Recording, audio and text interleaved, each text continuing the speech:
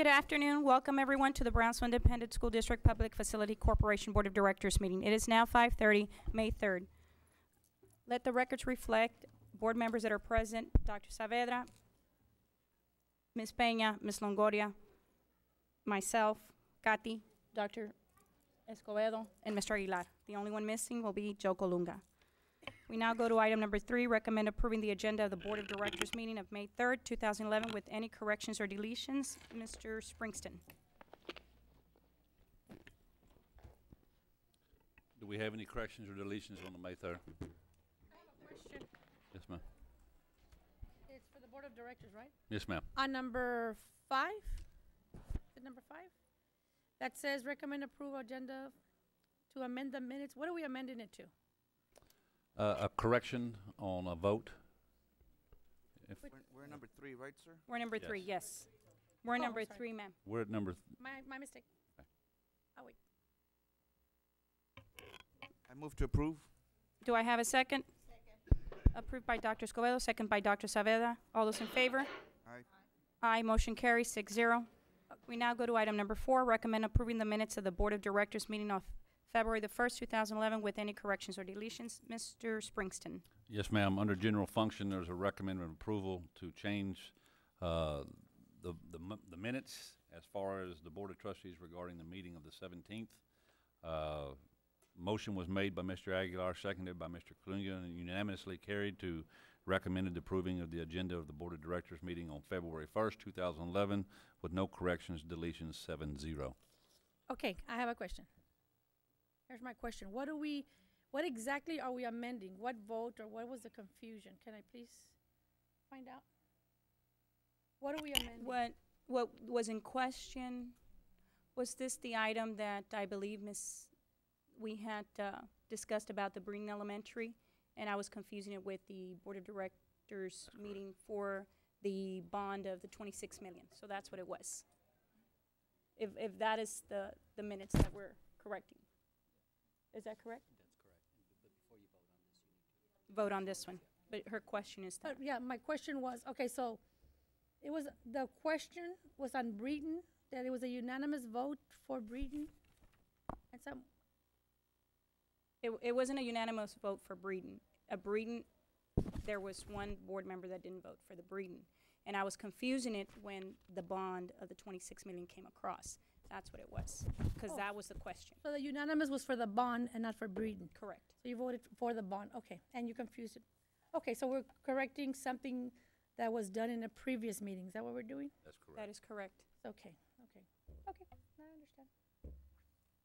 Item 4, correct? Item number 4, correct, sir. I move to approve. Thank you, Dr. Escobedo. Do I have a second? Second. Second by Ms. Peña. All those in favor? Aye. Motion carries 6-0. We now go to item number 5, general function. Recommend approving of the following items. Recommend approval of the minutes of the Brownsville Independent School District Public Facility Corporation to be meeting held on October the 19th, 2010, to include a retraction of the statement made by board trustee regarding the meeting of August 17, 2010, which is the one that we just discussed with Ms. Peña. I move to approve. Do I have a second?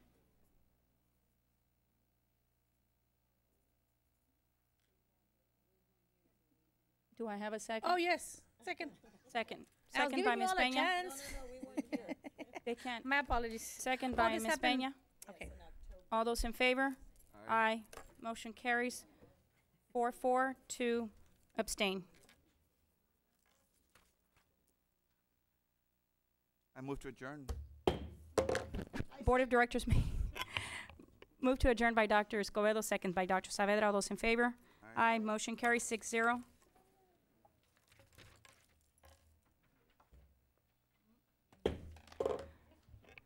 We now go into the regular board meeting, May 3rd.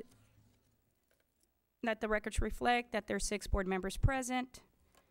Could we please have everybody stand for a moment of silence?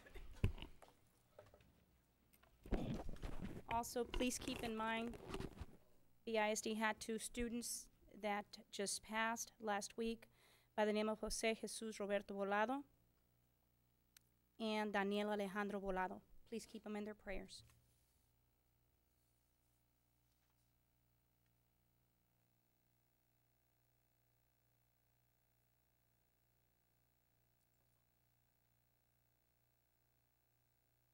Ms. Longoria, could you please lead us into the Pledge of Allegiance? I pledge allegiance to the flag of the United States of America and to the republic for which it stands, one nation, under God, indivisible, with liberty and justice for all. Honor the Texas flag. I pledge allegiance to thee, Texas, one state, under God, one and indivisible.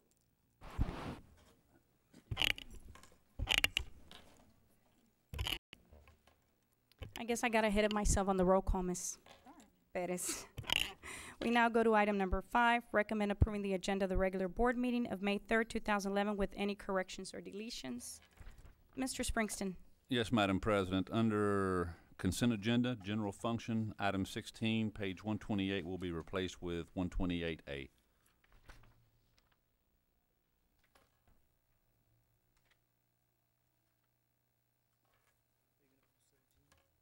Yes, also, as per Dr. Saavedra on her item, we'll be pulling item number 17, and it will be brought back on later on a later board meeting.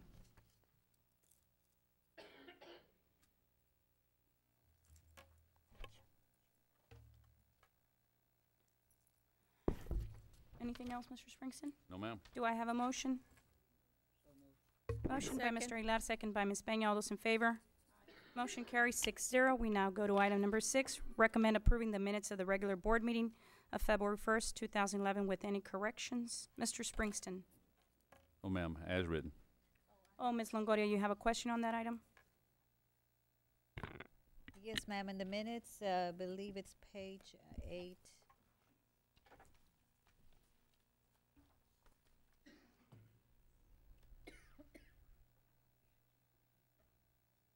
Page 8?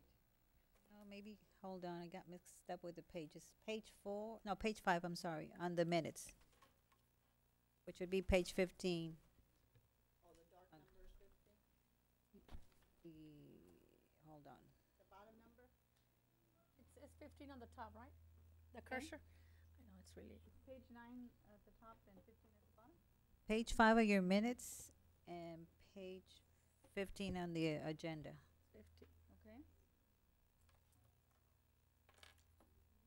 Okay. Not on mine, it is. Added to official minutes, is that what you're reading? No, it was on the superintendent said interim. Oh, here it do is, that, number do that. 4. B, standing board agenda. As the calendars are presented to the board members for their information, interim superintendent Springston reminded board members. So just delete the word interim. Okay. Does you know something we don't? Yeah, Yes, where is it? because he is the superintendent. Oh, yeah. It's real spaced. Thank you. Will that be it, Ms. Longoria? That's all. Do I have a motion? Move to approve. I mean, Motion with by corrections. Ms. Peña. Do I have a second? Second by Dr. Saavedra. All those in favor? Motion carries 6-0. We now go to item number 7, recommend approving the consent agenda. The board has agreed to discuss the following items. All of the items below that are not called out will be approved by consent.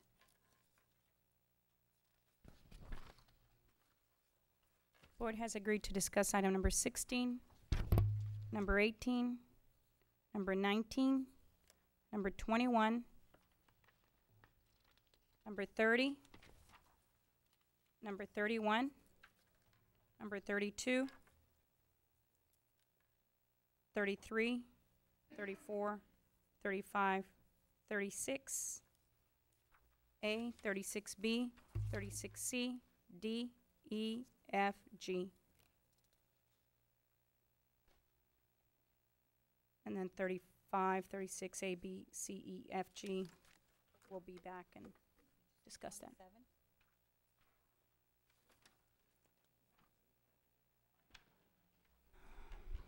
Yes, number 27, I have it circled. Sorry, I missed that one.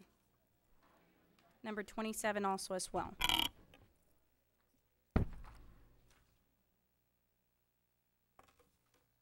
Do I have a motion? Move to approve. Motion by Ms. Peña. Do I have a second? Second by Dr. Saavedra. All those in favor? Motion carries 6-0. We now go to item number 8, Superintendent's Report. Conference presentation. Item number 1, presentation of Special Olympic teams and supporters, Hannah Pace Veterans Clusters. Mr. Springston. Thank you, Madam President, members of the board, members of the community. Does us great pleasure to be able to introduce and recognize our students who have been doing such a great job during the school year, and I'd like to go ahead and have Ms. Bertha Pena, Curriculum and Instruction, go ahead and introduce our guest. Thank you, Mr. Springston. Good evening, Mrs. Presas Garcia, members of the board. It is my pleasure to introduce the superstar athletes from our Special Olympics program. These students have participated in Special Olympics bowling and track. Some of these high school students presented here tonight will be attending the state finals competition in Arlington, Texas. Tonight, we recognize students from the Hannah, Veterans, and Pace clusters. Presenting the coaches and teams is Mrs. Sandra Powers, who is the middle school athletics and athletics for special children supervisor.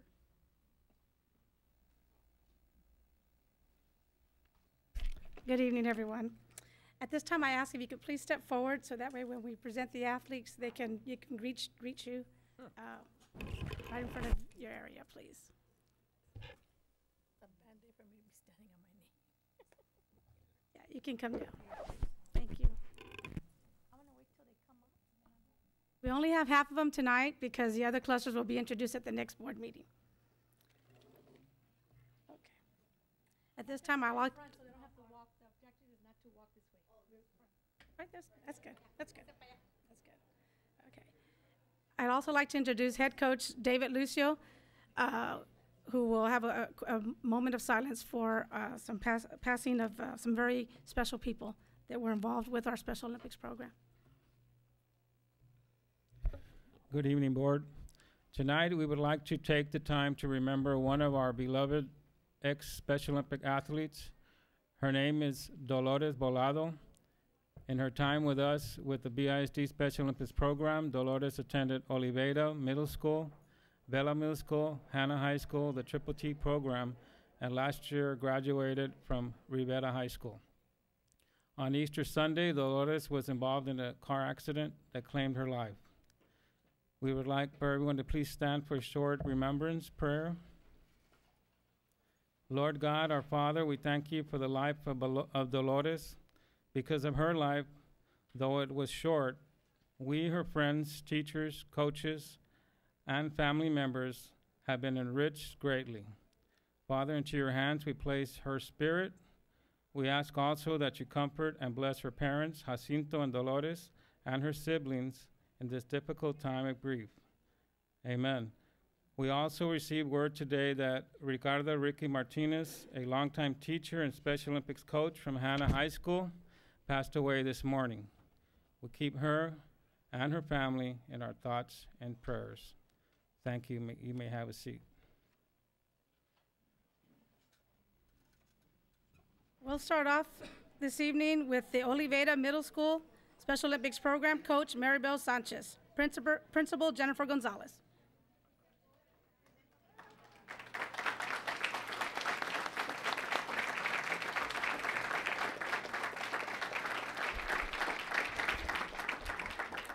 Good evening, Mr. Superintendent and board members. I'm the proud coach of Oliveira Middle School Special Olympic athletes, and on behalf of our athletes, our school, we'd like to thank you for all your support through the Special Olympic season. The athletes that participated in my team this year in bowling in the fall and track and field in the spring, not present, Leslie Garcia, Dora Razo, and Jordan Cantu. And here with us, Omar Figueroa.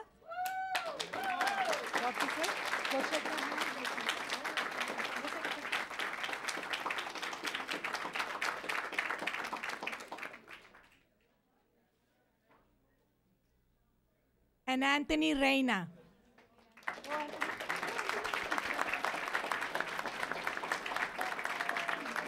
Thank you.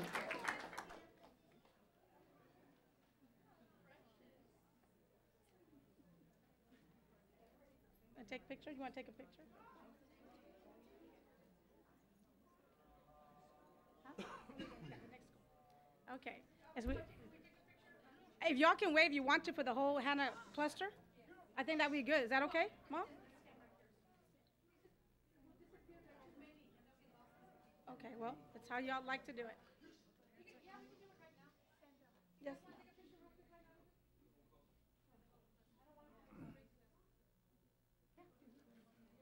Go ahead.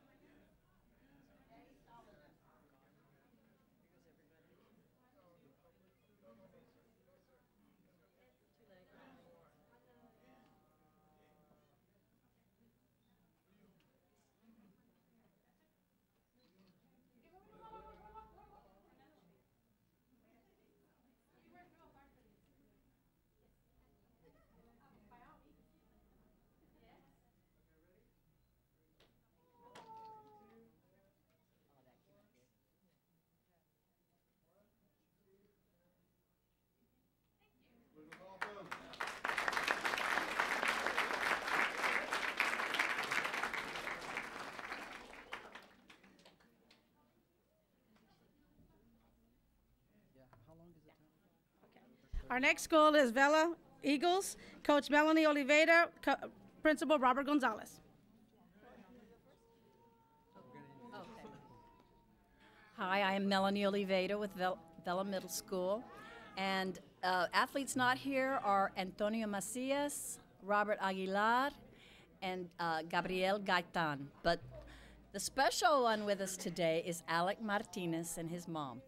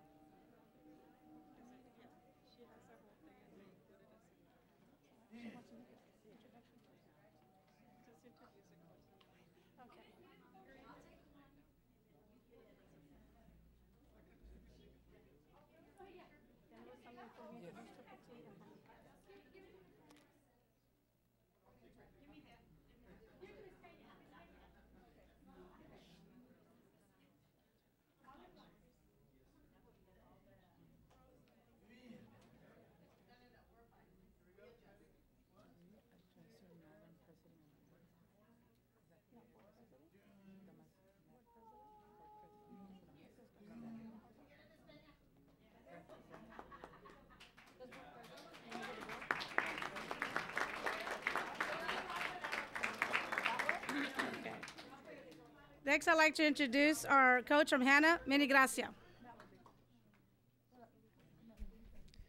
Good evening, Mr. Springston, Madam President of the Board, board members, ladies and gentlemen. On behalf of Hannah High School, we would like to thank you all for supporting our Special Olympics students and our program. This evening, I would like to introduce our students. Hannah High School had 33 Special Olympic Olympians who participated this year. Triple T had 28 also. These students worked all year long preparing themselves for our competition, our local, area, and state competition. We're very proud of them that this year we had a great number of Olympians participating. We would also like to thank Mrs. Alarcon, Mrs. Longoria, and all those who assisted in the supervision and the training of our Special Olympics students. And this night, I'm very honored to present all of our students, and we're going to go ahead and start with Triple T students, and then we will continue with Hannah High School. Thank you very much, everyone.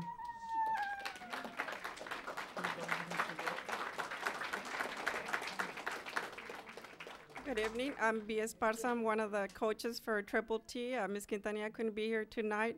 I have two athletes representing our program, our team, and it's Danny de la Cruz.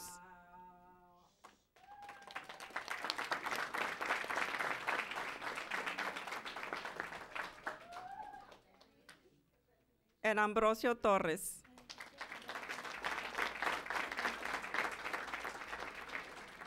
And assisting me tonight is Abraham Hernandez. He's one of the coaches, and assistant coach Michelle Osoya. Thank you.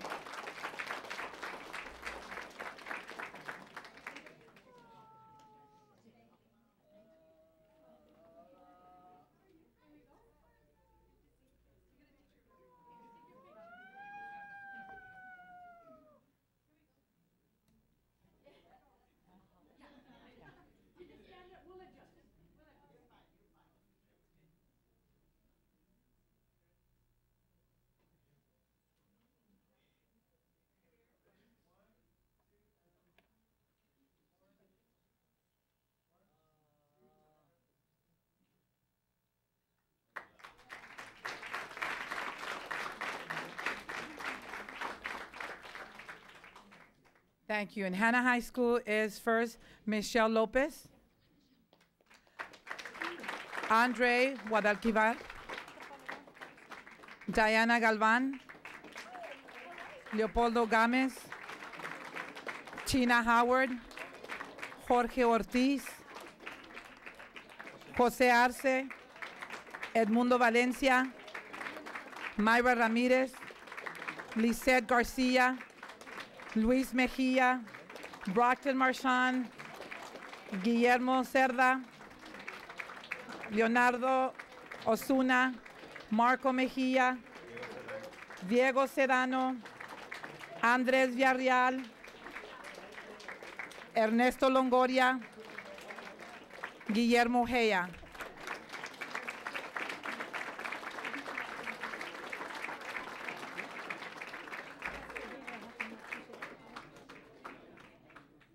And our coaches up front is Mr. Huerta, Mr. Cisneros, and myself, Mrs. Gracia. Thank you very much.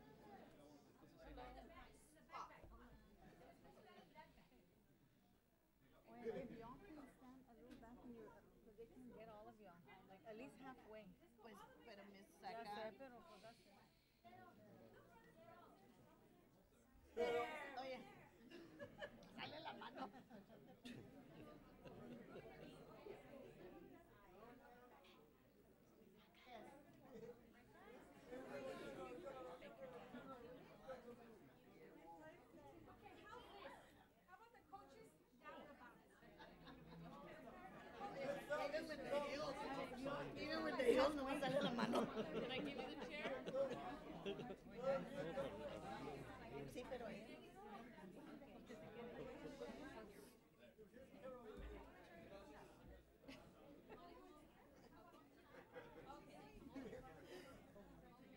we're here.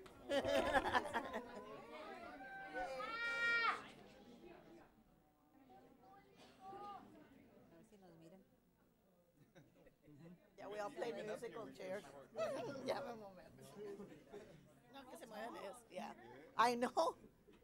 I think it's all that working out. That stretch.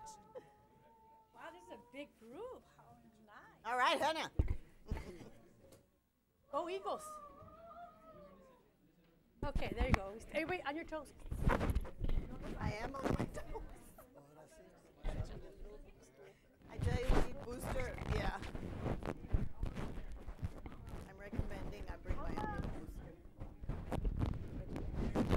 There you go. I'll make my own. Thank you. Here we go. Smile. Say Hannah. Go Eagles.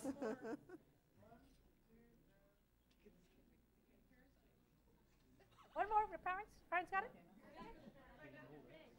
Everybody. Good job. All right. Thank you, Hannah.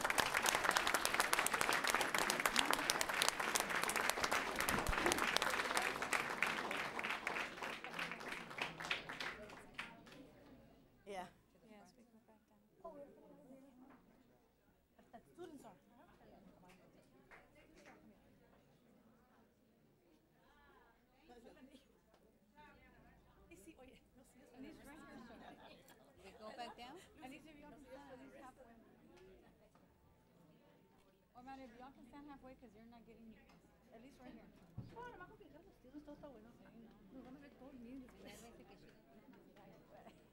What's your favorite? Mary, Mary. Cummings, Estelle, and then Pace. Cummings and then Stell.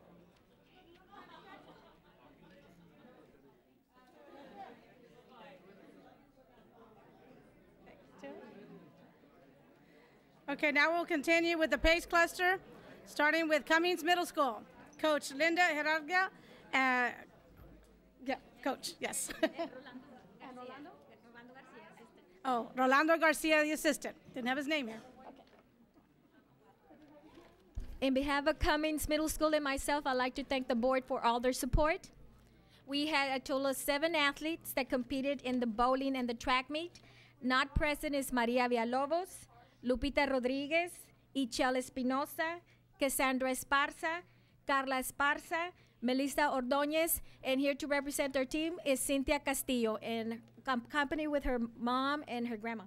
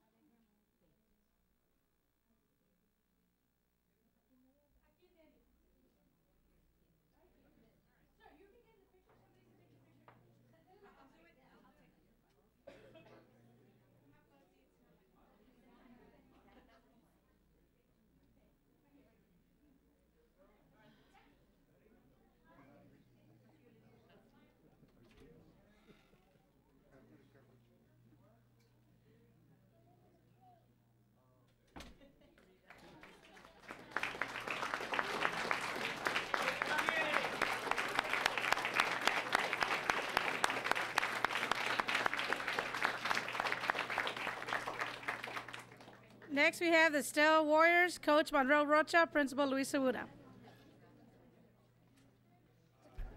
Hello. I was a proud coach of Stell Middle School, along with the support of my administrator, Mr. Segura, the chief. We're Warriors. Right now, we only have 1 athlete that showed up. The other 3, we have 4 athletes all together, and they competed in bowling and track and field. And her name is, our athlete that's here is Adelaida, and she's accompanied by her parents, Mr. and Mrs. Rivera, and her brother, Ricky. So, come on up here, Adelaida. We'd like to thank the board and president, the superintendent, for all the support that you showed us throughout the year. Thank you very much.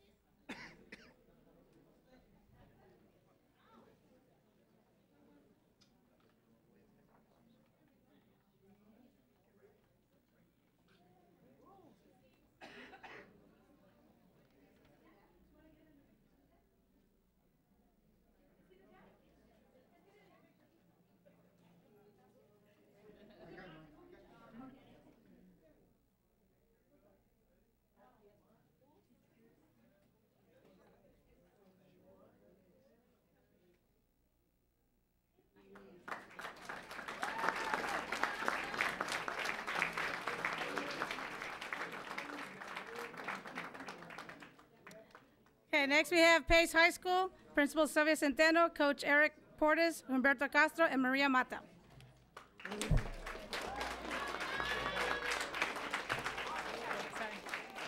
Good evening. My name is Maria Mataha. I'm one of the life skills teachers at Pace High School, and I'm proud to announce the names of the Special Olympics athletes. But first of all, I'd like to thank the board for all the support, as well as our Pace High School administration, the coaches, and our head of delegation, Mr. David Lucio. And I'm going to call the names of the students. We have 11 students who showed up this evening, but Pace has a total of 23 athletes who either participated in track or bowling events. And we're very proud to announce their names. And they are the following: Martín Villarreal, Guillermo Guajardo, Reinaldo Peña, Ricky Gracia, Oscar Ruiz, Miriam de la Rosa, Luis Parra, Joel Farrell, Ricky Gracia, Brenda Guerrero, Aide Jerez, Luis Parra, Jonathan Rodriguez, and Guillermo Guajardo. Thank you very much.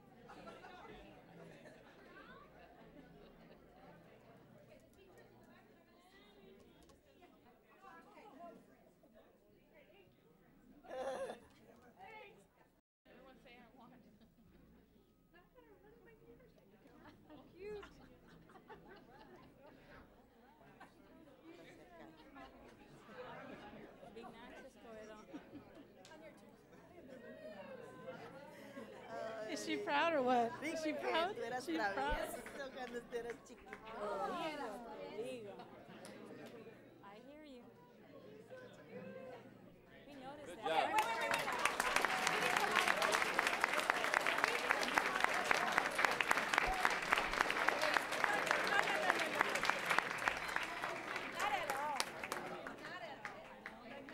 Go Pace! Go Vikings! All right, Vikings! Woo! She's a cheerleader. She's a cheerleader. Next group. Is that us,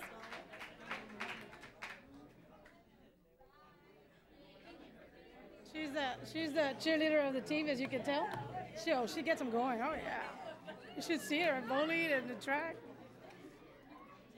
She's wonderful. Yeah.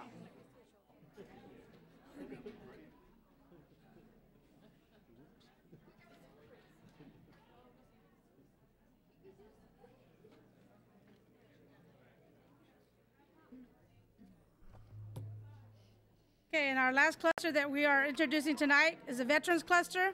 Today we have Stillman Middle School, Principal Mary Solis, Assistant Principal Marisol Trevino, and Coach Paula Fuentes.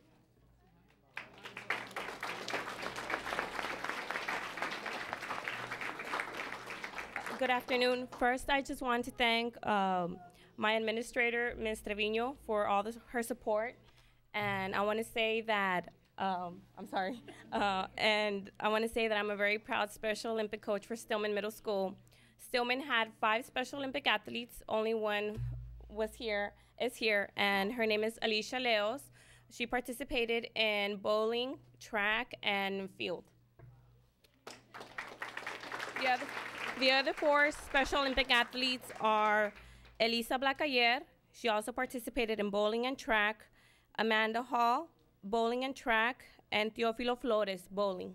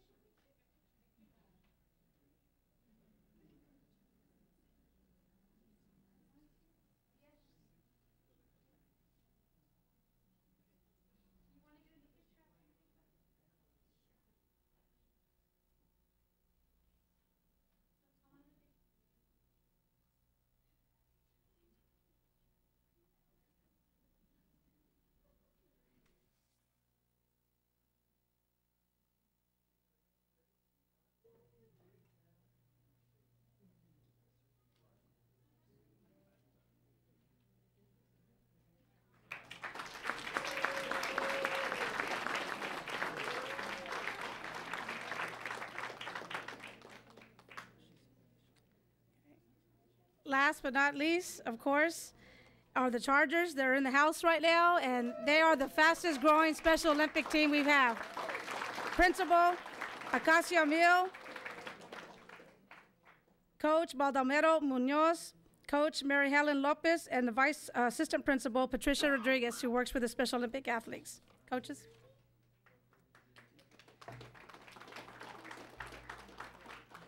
Good evening, Superintendent Springston and board members. We are from Veterans Memorial High School, the newest and proudest high school in Brownsville. As a first-year Special Olympics team, our athletes rose to the top. Not only did they bring home numerous medals, they also exhibited great sportsmanship and enthusiasm.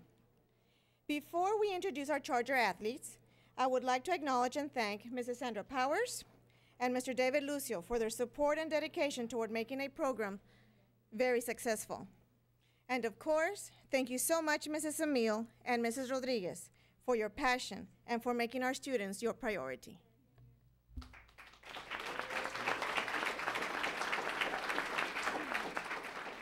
Our team is compiled of 16 students. At this moment, it is our pleasure to introduce Jonathan Orduña,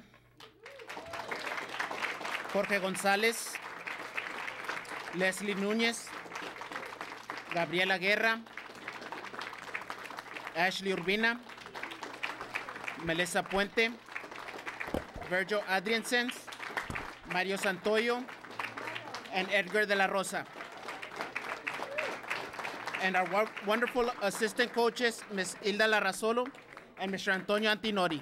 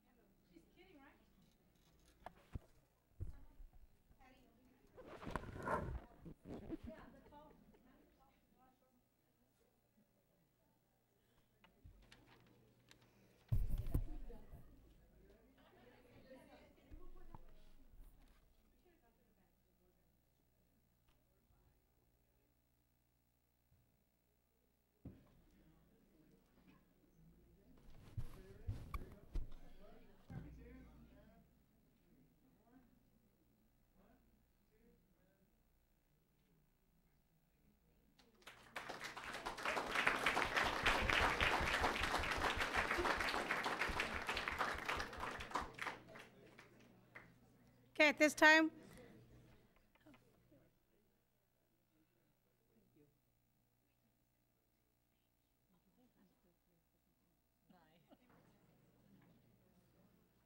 In closing, I'd like to say that we'd like to thank the parents, the community members, Area Superintendent Ms. Bertha Pena, and the rest of the area superintendents, Administrator Kathleen Jimenez, Superintendent Brett Springsteen, and you, the Board of Trustees, for your continued support of the Special Olympics program. It continues to grow each year, and we thank you for your continued support. We have a little something from you from the teams, from ourselves. Thank you very much, and have a good evening.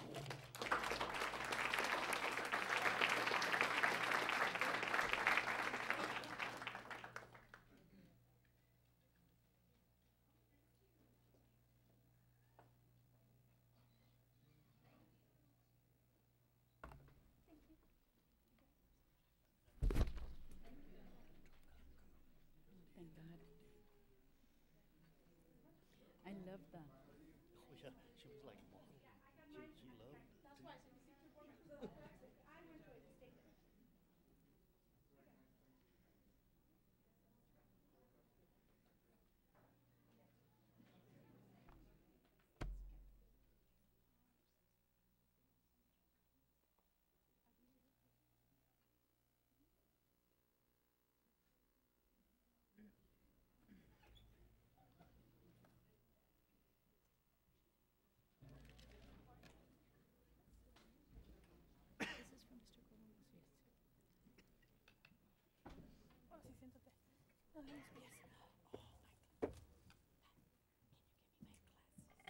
In front of Mr. Harris.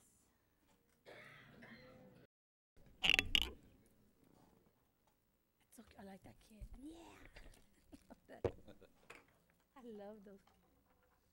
He's so full of energy, Mr. Ayla. Right. Happy people. We will now go to item number 2, presentation of high school UIL band sweepstakes recipients. Mr. Springston. Thank you, Madam President, board members, members of the audience. At this time, I'll turn this over to my Assistant Superintendent for Curriculum, Ms. Bertha Pena.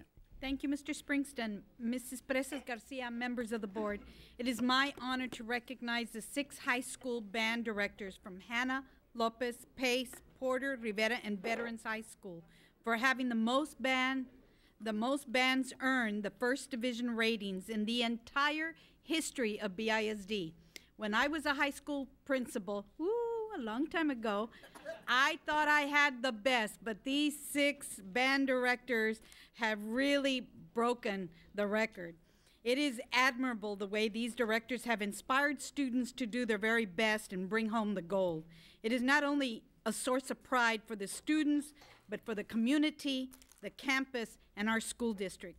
Making the recognition tonight is Dr. Rebecca Rendon, Administrator for Fine Arts.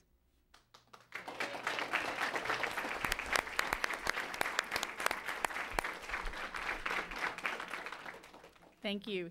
Good evening, Ms. Presas Garcia, Mr. Springston, BISD board members and administrators. Tonight, I am very pleased to present the BISD UIL concert and sight reading sweepstakes winning directors from our high school band programs. This year, we had more high school bands earn first divisions than at any point in the history of Brownsville. I have to tell you all that when I came into this position as Administrator of Fine Arts, one of the programs that I was really worried about and scared of, it was the band program. And that was one area that I didn't have any experience in myself. I was in choir in high school and had experience in all of the other areas. And I was really afraid of these band directors. And as I started working with them, I have to tell you that I have never worked with a group of such professional and dedicated directors, human beings like these people. I can't say gentlemen anymore because we have a female high school band director. Yes.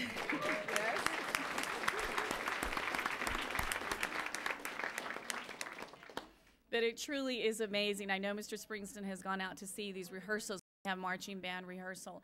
And it's incredible what they instill in our students, the structure, the discipline. And they take this with them as they go on to college, and they have proven to be extremely incredible individuals, and it is because of the directors that are going to be presented to you here tonight. So I'm very, very proud of our program. I want y'all to know that we have spoiled you very much. There are school districts that have 2 high schools and cannot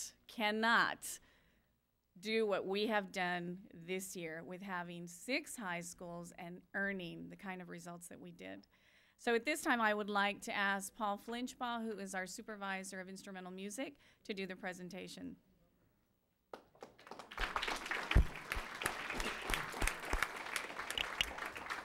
Good evening, Ms. Presses Garcia, Mr. Springston, BISD board members and administrators. This year, BISD had an all-time record of 12 high school bands eligible and participating in UIL competition. Of the bands that competed, all 12 earned a UIL award, and 10 earned the highest award available by getting the sweepstakes trophy. And tonight we'd like to recognize those directors. And as you're aware, these directors spend countless hours every week. They work 26 Saturdays a year or more. In addition to that and their dedication, we're really blessed in BISD to have some exemplary people and teachers in these positions on our band staff. Through their collective efforts, they've taken our BISD band programs and students to this all-time record at UIL contest and a 100% success rate for our BISD varsity groups. This also marks the 6th consecutive year that the band programs these people direct have improved their results. My pleasure to introduce you to them at this time. First, from Hannah High School, the head director and director of the wind ensemble, Mr. Dennis Ewing.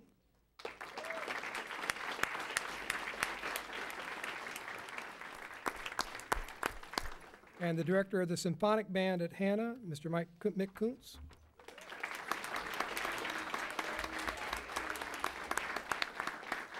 Before I introduce the next director, I'd like to tell you a very special award this gentleman has earned. He was selected as a 2011 recipient of the Texas A&M University Inspiration Award for Exceptional Secondary Education, and they only pick one person in the country for this.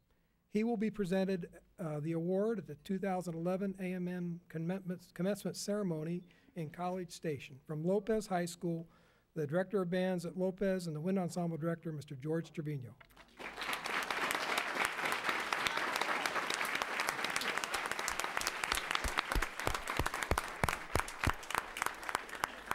And the director of the symphonic band, sweepstakes winner, Mr. David Ramirez.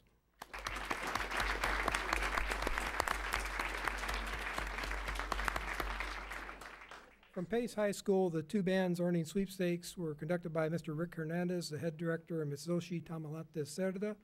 The Pace High School directors are having their spring concert as we speak here, so they were unable to attend, but we want to congratulate them on their efforts. And I also want to point out that in addition to the 2 bands earning sweepstakes, they sent their 3rd band to UIL, and for the first time in school history, that band received a superior rating for their performance. So we're very proud of the Pace groups.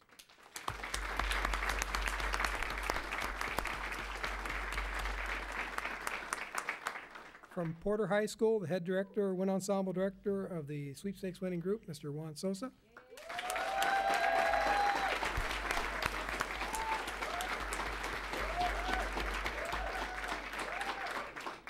And from Rivera High School, the only head director that campus has ever had, and doing a great job, sweepstakes winner, head director, conductor of the wind ensemble, Mr. Rolando Zapata.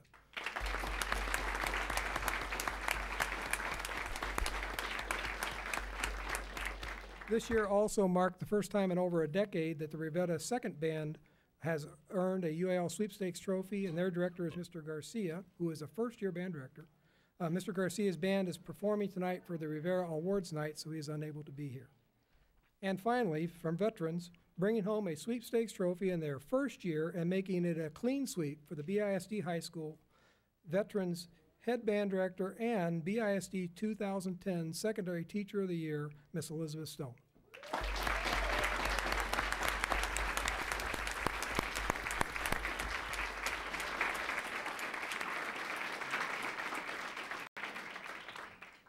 On behalf of BISD band staff and the Department of Fine Arts, I'd like to thank all the board members, administrators, everyone for all their support of these fine programs.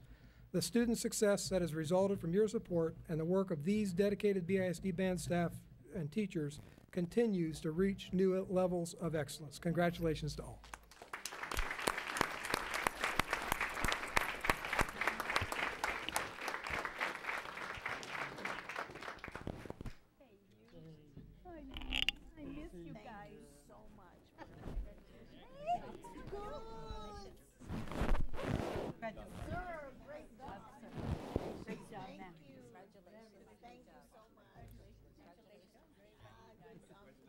All right, Miss Stone.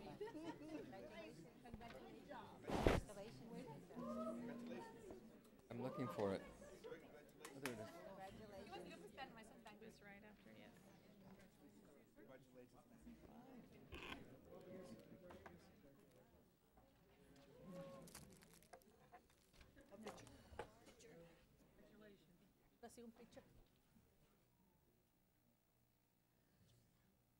Let's see, where do we stand?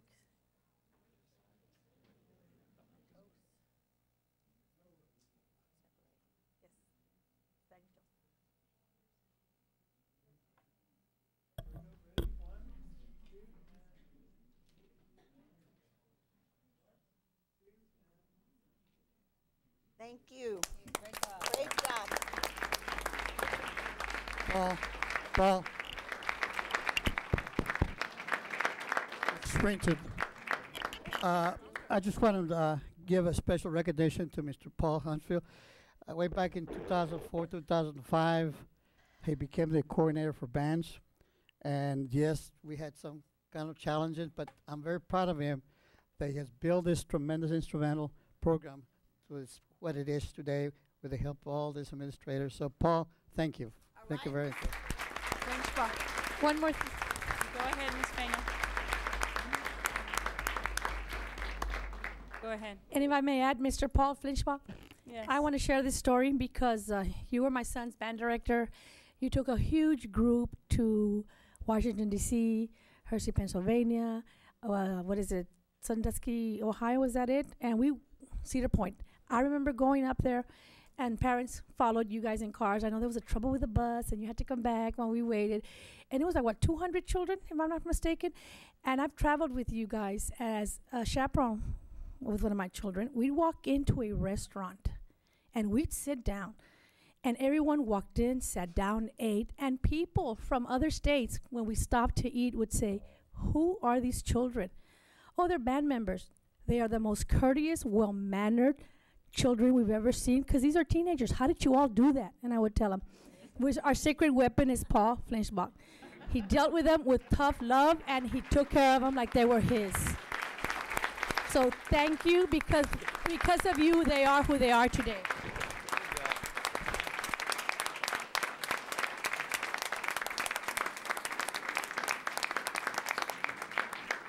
And And to Paul, the rest of you, I know you're following his footsteps. Thank you. We're very proud of each and every one of you. Paul, and I still play your music at least once a month. They're great bands. Dr. Escobedo, go ahead. I can attest to Mr. Flinchbach's discipline and tough love because he was my 8th grade band director.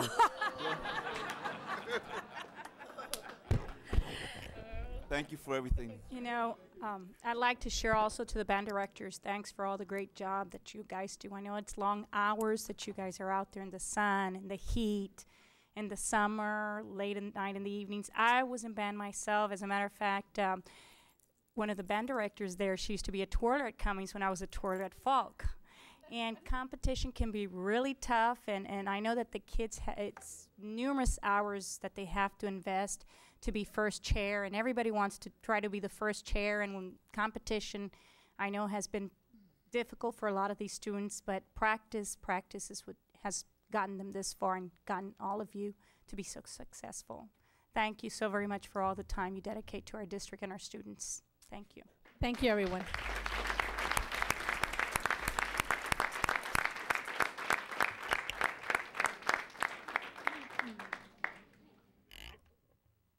We now go to item number 3, presentation of Regional 1 Act Play qualifiers. Mr. Springston. Thank you, Madam Chair. Again, I'll call upon our Assistant Superintendent of Curriculum, Ms. Bertha Pena. Mr. Springston, Mrs. Perez Garcia, members of the board, as a lifelong thespian, we are all very proud of the Porter High School's theater arts students who qualified. Porter High School's theater arts students who qualified for the Region 5A UIL One Act Play contest on April 15th of this year in San Antonio. Recognizing these students for their great accomplishment is Dr. Rebecca Rendon, Administrator for Fine Arts. back again. I'm very proud to stand before you here this evening to recognize the most talented theater arts students in the state. April the 15th, 2011, 19 theater arts students from BISD participated in the UIL One-Act Play Regional at Judson High School in Converse, Texas. In order to be part of this prestigious event, the students had to compete with thousands of other theater arts students throughout the state of Texas. Only the top 24 schools in Texas were selected to perform in this contest. One of the areas, this particular area of performing arts and part of our department, theater arts, had been overlooked for several years. We've been in the process in the last 4 or 5 years that we have really been working on building the program and putting things in place so that we can get our students to a level that they need to be able to compete at the state. And we were extremely, extremely excited this year that Porter High School was the high school that advanced and for the first time ever got to participate in a regional contest. It was truly, truly an honor. When we get to that level, they're not used to seeing groups from BISD, but believe me, they will be seeing them a lot from now on. I would like to ask Mr. Tim Jones, who is the advisor for Color Guard and Theater Arts, to do the presentation. Good evening, Mrs. Perez-Garcia, Mr. Springston, BISD board members, and administrators. It is my distinct honor to present to you the students who made top 24 5A schools for the UIL Region 1-Act Play Contest. In order for these students to win a spot out of 245 5A schools statewide, they had to repeat 3 outstanding performances in 3 very competitive contests. At zone contest, 9 of the Porter Theater members won individual awards. At district, 11. At area contest, 3 individuals, and at region contest, we had 4 theater members winning individual awards. At this time, I would like to introduce the 19 members of the Porter High School Theater Arts One-Act Play cast and crew.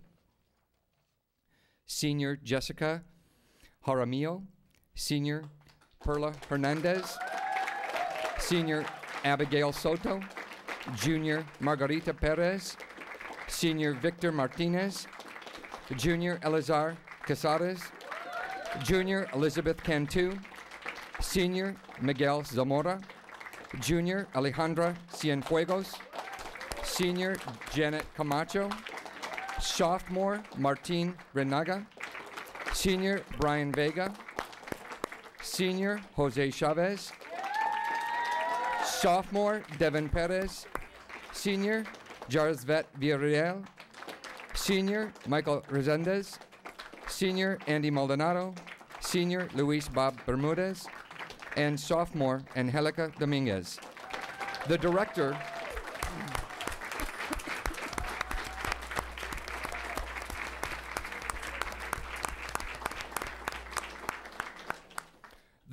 for Porter Theater Department is Mr. Matt Tome.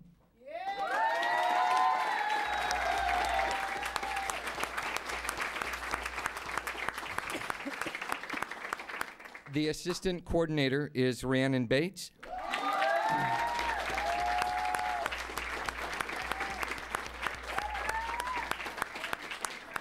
And the Porter High School principal is Ms. Dora Saucedo.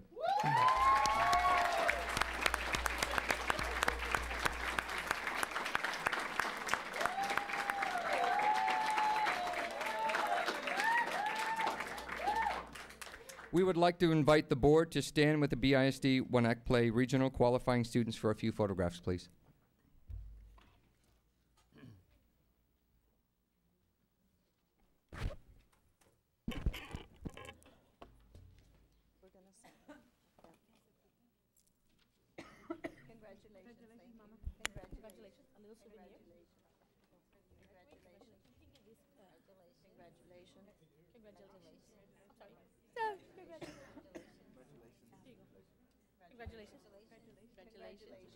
Congratulations. Congratulations. Good job. Congratulations. A little souvenir. Something you can pin on your hat. Congratulations. Keep it up. Reach for the stars. You can do it. Congratulations. You have more people up there in those acting careers. Congratulations. We have the talent. Congratulations. I'm very proud of you. Congratulations. Congratulations. Little souvenir for your cap. Souvenir for your cap. I am so proud. Souvenir for your cap. I am so So glad you picked this profession. Congrats. did a wonderful job. Here's a little souvenir. Good answer. Congratulations. Really?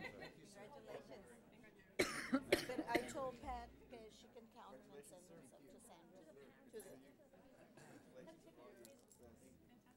You're right. All the way to the back. All the way to the back. Congratulations, ma'am.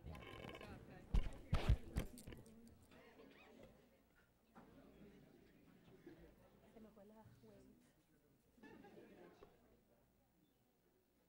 A lot. Fantastic. I can move in.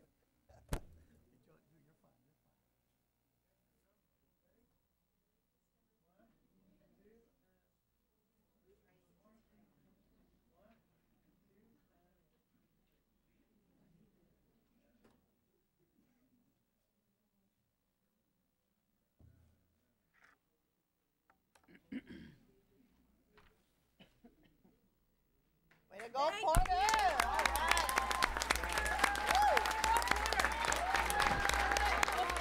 I'm a Porter graduate. First class. Like 35 years ago. Time will fly. Enjoy it.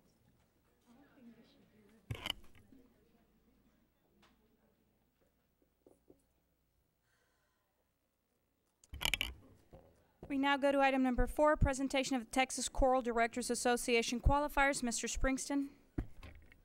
Thank you, Madam Chair, members of the board. Again, I'll call upon Ms. Bertha Pena. Thank you, Mr. Springston. Mrs. Presas Garcia, members of the board, we still have some more wonderful students. This time it's Vela Middle School students who qualified for the Texas Choral Directors Association's statewide middle school honor choir. This selected chorus will perform a concert as part of the 2011 TCDA convention in this July. Informing us about this prestigious recognition is Dr. Rebecca Rendon, Administrator for Fine Arts. Thank you. We have another presentation recognizing our wonderful fine arts students here tonight. Tonight, I'm pleased to present the Texas Choral Directors Association qualifiers from Vela Middle School. This particular program at Vela Middle School, the choir director that we have there, Ms. Erickson, was an elementary music teacher, wanted to move into secondary, came to Vela Middle School, and has done an incredible job at Vela Middle School. When we have contests, the directors, the adjudicators ask, where did this director come from? Because she truly produces high school level quality music at the middle school level, and she's done a great job working with these students. I would like to ask Mr. Dennis Pitcock, who's a supervisor of choral music, to do the presentation. Good evening, Mrs. Presas Garcia, Mr. Springston, BISD board members, and administrators. The Texas Choral Directors Association has selected 200 students from all over Texas to participate this summer in the TCDA Junior High School Middle School Honor Choir. Participation in the statewide honor choir was determined through an audition process that required students to submit a singing sample. We are proud to announce that 8 Vela choir members were selected for this honor choir, and they will be traveling to San Antonio this summer to rehearse and perform a concert under the direction of internationally known conductor Dr. Sandra Snow. The concert will take place on July 30th as part of the 2011 TCDA convention. The students are Allison Alvarez, Christine Blundell, Taylor Garcia, Jenny Maldonado, Savannah Maris, David Martinez, and Alma Perez. Melody Erickson is the Vela Choir Director, Ginger Wheelock is the Assistant Director, and Robert Gonzalez is the Principal. Thank you. We also have Elena Rios. You have one more at the end. That the name? Elena. Alina? Elena Rios, excuse me.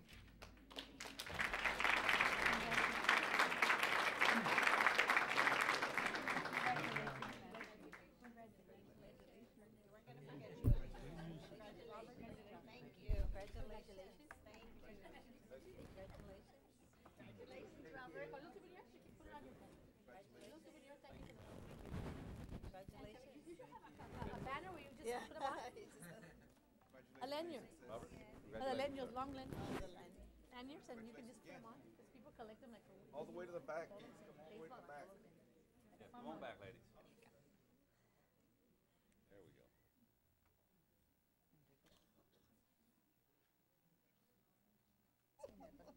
Together. Okay, Doc? It's okay. Yeah, it's good. It's good. Thank you, Doctor. Smile. One more.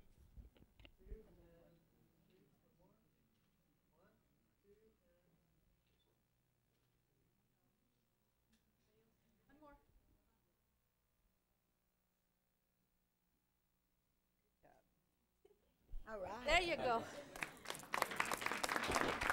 The digital era. You have to hurry up and wait.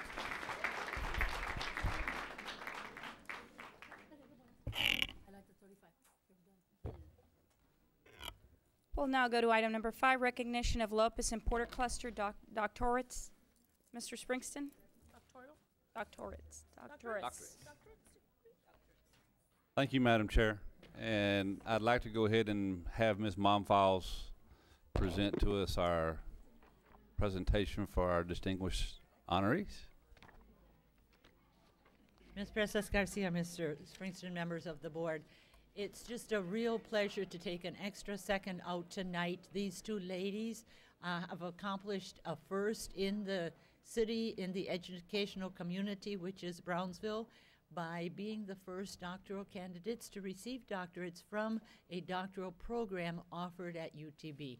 We are all so very grateful to the many services that UTB has for our teachers, our students, and the collaboration between the district and the UTB is fantastic.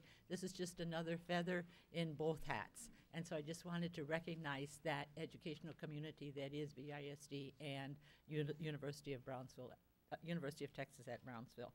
Dr. Norma Ibarra-Cantu is Del Castillo's assistant principal, and she's here, of course, tonight with Mr. Poi, her principal. And Dr. Aide Vasquez is El Jardin's facilitator. Her principal, Ms. Tamez, has an illness in the family, but is represented tonight by Santos Recio, the assistant principal. So I just want to congratulate these individuals as well as BISD and University of Texas at Brownsville for these wonderful accomplishments of educating today and tomorrow's futures. Congratulations.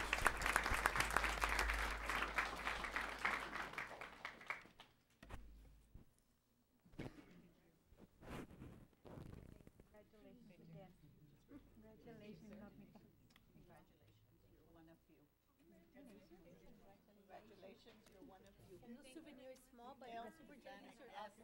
You're next. Congratulations. Hey, Mr. Boy, how are you? Congratulations.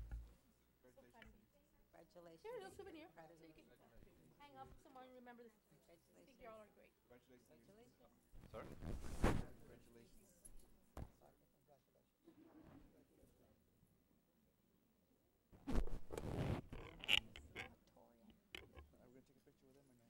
Yes, of course. Of course. Yes, thank you, sir. Very Very impressive, ladies. All right, ladies. Congratulations. You have 5 years before they challenge, so. No, no. Yeah, no.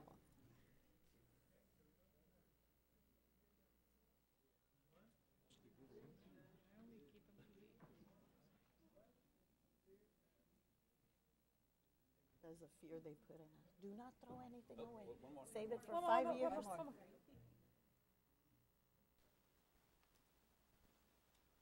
Thank you. Mike, can you keep Thank you. talking? Congratulations, ladies. Great job.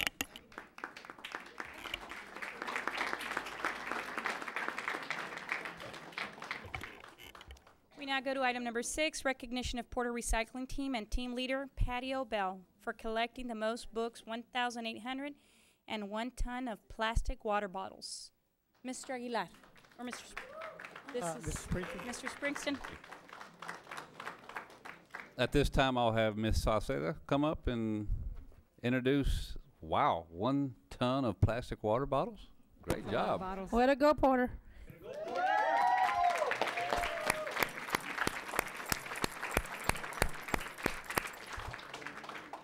Before I start the presentation, I just want to say that this is the best part of my job, is presenting all of my shining stars. So anyway, good evening, Ms. Presas, Mr. Springsteen, members of the board.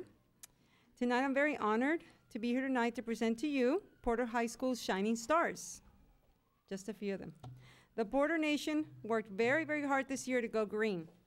The recycling team, composed mostly of freshmen and led by the amazing Ms. Patty O'Bell, won both the Plastic Bottle Challenge and also the Phone Book Challenge. Those two were sponsored by the city of Brownsville. In addition to that, they also went around collecting the bottles at the football games, the home games. They participated in various cleanups across the city. They also participated in the world-breaking Zumba event that happened this weekend. Yeah, they were Zumba. They do it all. It is a sincere wish of Ms. O'Bell and the recycling team to make Porter High School the best environmentally friendly school in the district, and I know we're going to win that. So I present to you tonight the Porter High School recycling team, beginning with Lázaro Cárdenas,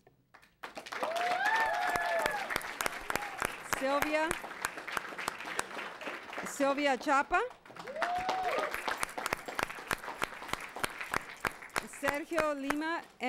Sergio Lima Jr. and his father,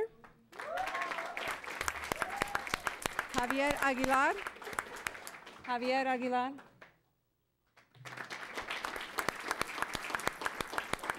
Lori Hernandez,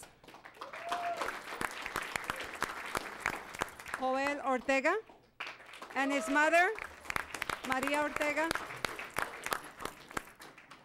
Jose Castillo, and Jesus Sanchez. And their sponsor, Ms. Patty O'Bell.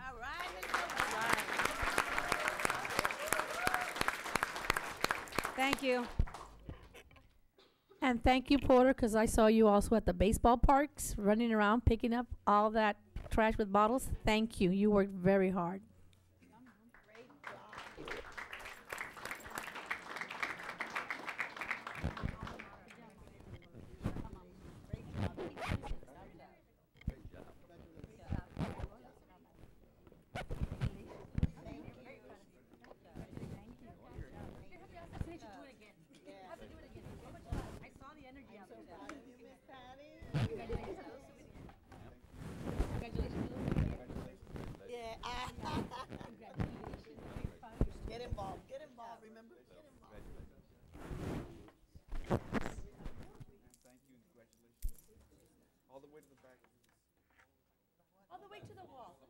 Touch the wall.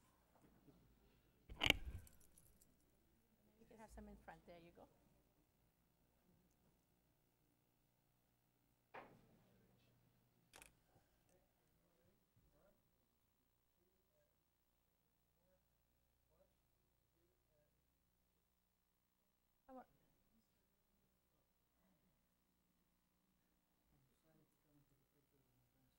Oh, yes! Good job. I knew I recognized that smile.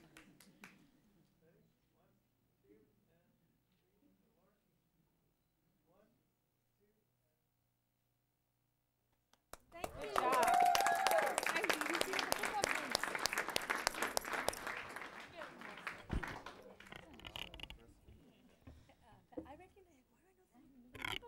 Once again, does anybody have any comments for the students and for Ms. O'Bell? Yes, I do. Ms. O'Bell, thank you. I hear you are dynamite. You're energetic, and it shows with the results. So thank you so much. And Porter High School students, keep it up. And I'm going to ask the city if we can do it again. because you did so much and you helped us so much when we were out there at the baseball games and the little league games, because you'd come out and help us clean to pick up those bottles. So I'm going to go and ask the city, can we do it at least twice a year? It's a lot of fun. Thank you so much. I'm very proud Ms. of you. Bell.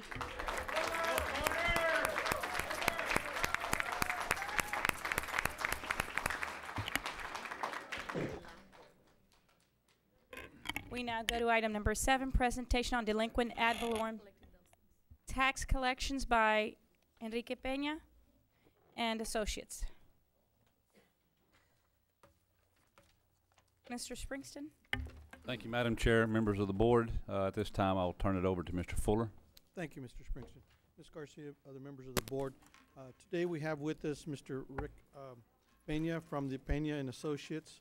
They are our delinquent tax ad valorem collectors, and will be given a report for the 9 months of this fiscal period. Ms. Peña. Good evening, Superintendent Springston, Madam President, board members. I have submitted a fiscal year-to-date report on our delinquent tax collections. I'm going to give you a general overall view of how our collection process works. Initially, in the beginning of the fiscal year, starting in July, we send out mailings to all delinquent taxpayers notifying of their delinquencies. Through April, we've done 7 mailings, and we've generated 43,000 delinquent tax statements. I've attached a delinquent tax statement, the first attachment, so you can review it. We start off with a cordial, you're delinquent, and we gradually increase the warning with the severity of it. After the mailings, or during the mailings, our next process of collections, we do field inspections. We have field collectors going out there daily, knocking on doors, especially targeting the high dollar accounts. We've conducted 2,100 field inspections in the first 9 months of this fiscal year. This is the heart of our collections. We try to inform the taxpayer of the urgency of them paying the amounts due to the school district. After the field inspections, and if we don't generate any payment agreements from those, we conduct lawsuits. This fiscal year, we conducted 102 lawsuits. We've achieved 69 judgments. After we achieve judgments, we then take it to foreclosure. We currently have 241 pending suits on the court dockets. Those are live suits. We have to be wary about the district court judges. They don't like us to have too many lawsuits on their docket, so we keep an average from 200 to 300 a year active. Once we will be posting a tax sale in June, we'll be bidding off 23 properties to the highest bidder, seeking to collect over $53,000 in base taxes. Attach a list of those properties. Most of these properties are abandoned or empty lots. I know none of them have anybody living in them. These are abandoned properties, empty lots that we're trying to clean off the delinquent tax roll. Now to total collections. In total collections, we've collected $4,756,148 in base, penalty, and interest for the school district in the first 9 months of this fiscal year. I've attached a chart to the report. We've increased collections $345,104 in the first 9 months of this fiscal year. The chart's broken down in base tax and penalty and interest. These are all the monies that go directly into the school district's coffers. So we are on pace to achieve our goals this year. We have 3 months left in the fiscal year. We didn't have the month in for April yet, but preliminary show that we're continuing increasing our collections, and I'm happy to report that we're on pace to meet our goals. That is all the report. Do you have any questions I can answer?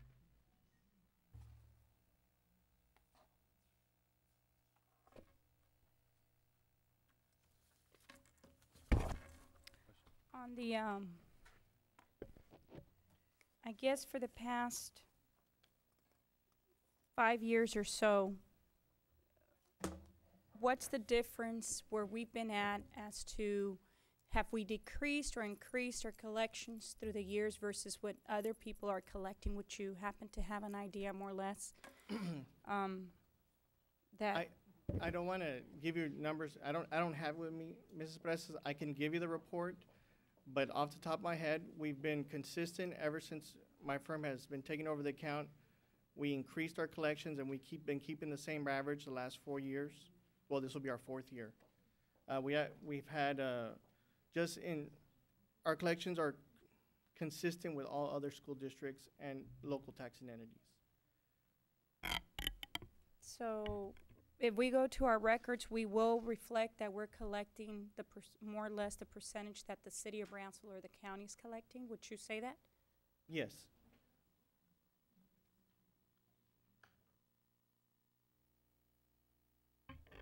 Okay, go ahead, Dr. Scola.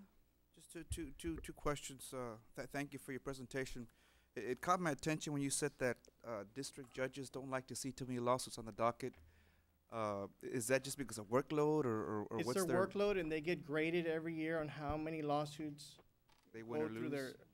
their docket. And the majority of suits in their docket are the delinquent tax suits. So we are the Right, glut of their. obviously it's the last resort, but Yes, nonetheless, yeah. and they want us to move them quickly, so that's why we keep an active docket of the 300, because that allows us to move them fast. We just don't want to be filing lawsuits just to file lawsuits. The idea is to get them to pay, because once we file lawsuits, taxpayers take the approach of, well, that's it, I don't care, and well, we don't want that. The idea is to get the monies in. So you basically said we're pretty much doing as our goal that we had met, or as the goal that you had met? Right. Well, we try to keep a goal from 36 to 38% a year, and we're on that pace to meet that. And that goal, is that like an industry standard, or how do you set that goal? That's an industry standard. If we go back and look at past the 4 years of what we've been collecting for BISD, that's on average from the 36 to 38%, and we want to keep that so that especially Mr. Fuller and Mr. Reese know what's going to be coming in. We don't want to be dipping below that. We keep it on average. Sure. And the last chance page, is that just for us to see pretty much what you send the client or the taxpayer? Yes, it's kind of give you an idea of what they receive, what they use as for their underneath their coffee mugs every month, because a lot of these taxpayers get the same notices, but we try to collect as fast as we can from them. And it's just that last chance, I put it in there because we got a big response from that, because people do get afraid, and we have to be, forceful in our Yeah, collections. it's definitely an attention getter. Yes. Thank you. Go ahead, Mr. Pena? Yes. How many attempts do you conduct, either by phone or mails, letters, before you send them this last chance letter? The last chance letters is the 7th letter. The first letter is, we'd like to inform you. Then we do our phone banking on them, because when we get our database every July, we run them through our phone proprietary software that gives us the phone numbers. That's really hard to get in Brownsville, because a lot of people use only cell phones now. Okay. And who pays the court costs when you They do. file the Yes, that's why we're the lawsuits? very conscious about filing the lawsuit, because once we file a lawsuit, we're adding around $800 in fees to the taxpayer. So when you look at average delinquent taxpayer lawsuits in the 2,500 range, we're already, we tack another $800. That's almost close to 30%, and it's difficult. That's why we're very cautious about how many lawsuits we file, because we'll be adding so much fees to it. And you mentioned you mailed out 43,397 statements. Approximately, how much would this total up to in taxes? Oh, in the receivables? Mm-hmm. That would be, let me get that for you. That is $12 million in receivables at the start of the year. Right now, we're at $8,685,594 in receivables.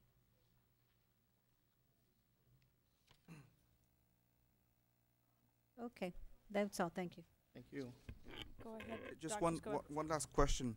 At this point, we're 4.7 million in collections, and if I understand this correctly, last year at this time we were at 345,000. No, no.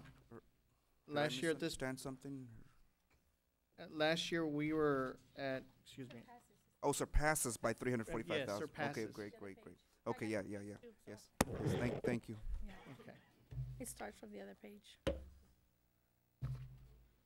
Any other questions? Well, thank you so much. Thank If you, you have sir. any questions, my phone number is on the letter, and you can call me. I can answer any questions that you have, any concerns that you might have. I know sometimes taxpayers call you and ask you. Just one final comment. You know, obviously what we've been doing in different aspects, such as facilities, we're trying to look at areas where we can save more money or areas where we can bring in more money. We've been having several meetings and different issues and trying to brainstorm. And this is one area, one of the few areas where we can actually try to bring in as much as we can. So we're counting on you to help us alleviate our financial strain here. You know, I understand that. That's why we're trying different things. We'll be sending out different notices every month. In July, we're not gonna send a letter out. We're gonna send postcards out, you know, like please, is it like a please letter kind of? We're trying different things, you know, opening on weekends, making phone calls on weekends, whatever we can do to get the taxpayer, because we know it's difficult and to get as much money, our goal is to get as much money as we can into the school district, obviously. Thank you. Ms. Presas, and so back to Dr. Escobedo's question. So then this year, same time we surpassed what we collected at the same time last year. Correct.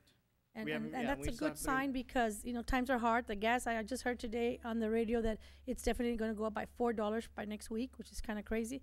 So this is a good sign because even though the economy is tight and monies are short everywhere, they are taking care of their Correct. yes. responsibilities. And do you have people that are like on payment plans that come in and take care of it? Correct. We encourage the payment plans because once we're poor and once they get over $1,000, believe it or not, it's very difficult for people. So we encourage them to bring in. We start them on a payment plan.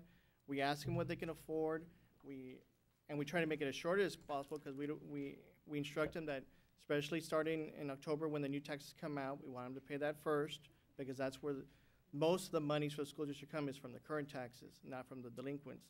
So we do enter them into payment plans, and and the goal is to get them to pay as fast as we can. We don't want to put them in more debt. And they end up paying more when you put it on a payment plan, am I right? Correct. They're paying penalty and interest every month, Okay. which All right. still goes to the school district, but makes it harder to make payments. Yes, but it goes a little higher. Okay, thank you very much. I appreciate that. Thank you, sir. Thank you. sir. Now go to item number 8 and 9. We'll combine that, Mr. Springston, which is presentation of indicator and standards for 2011 accountability ratings.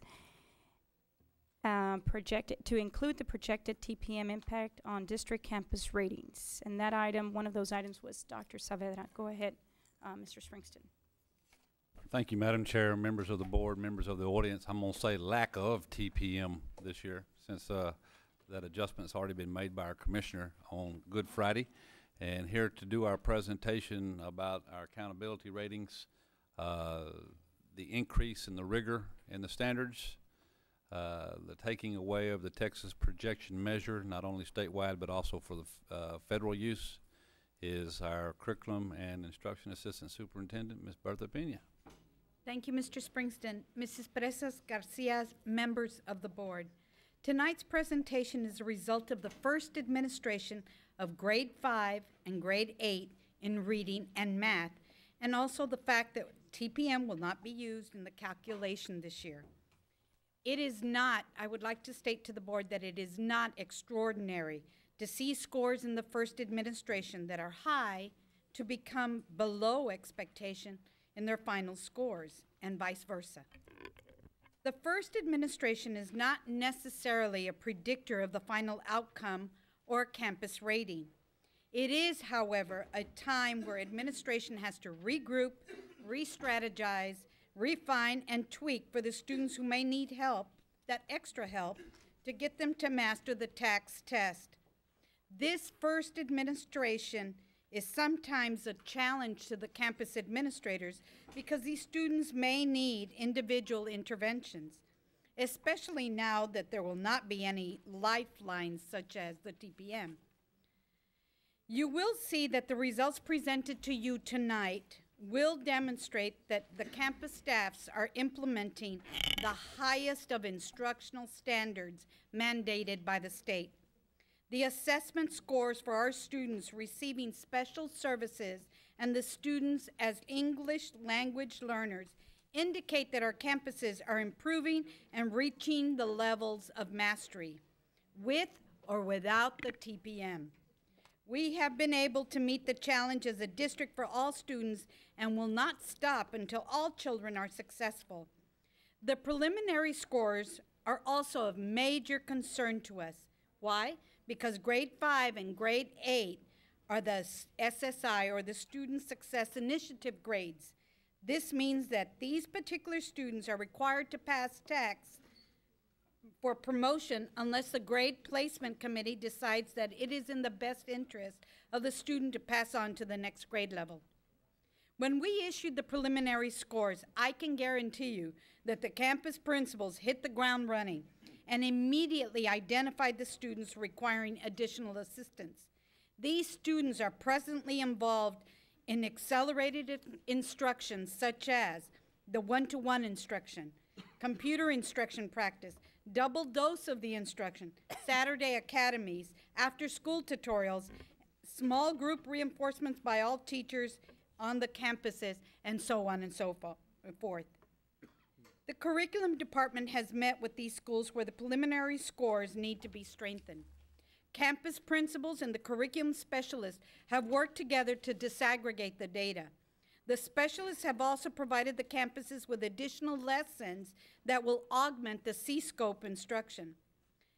And we just heard that the SE, the student expectations, have also been released, and campuses and specialists are able to break down the data even further.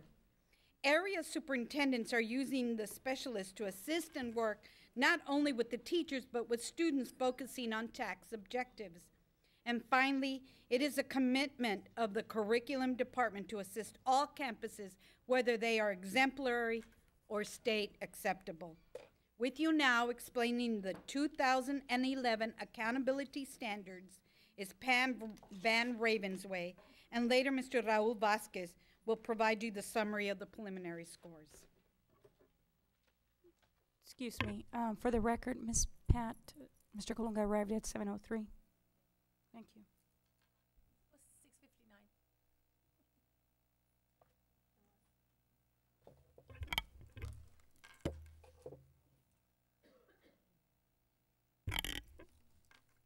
Madam President, Mr. Springston, members of the board, the 2010-2011 standard accountability system has undergone many changes this year, and using this PowerPoint presentation, we'll go over those changes. The first 2 pages of the PowerPoint are highlighted with where those changes are occurring.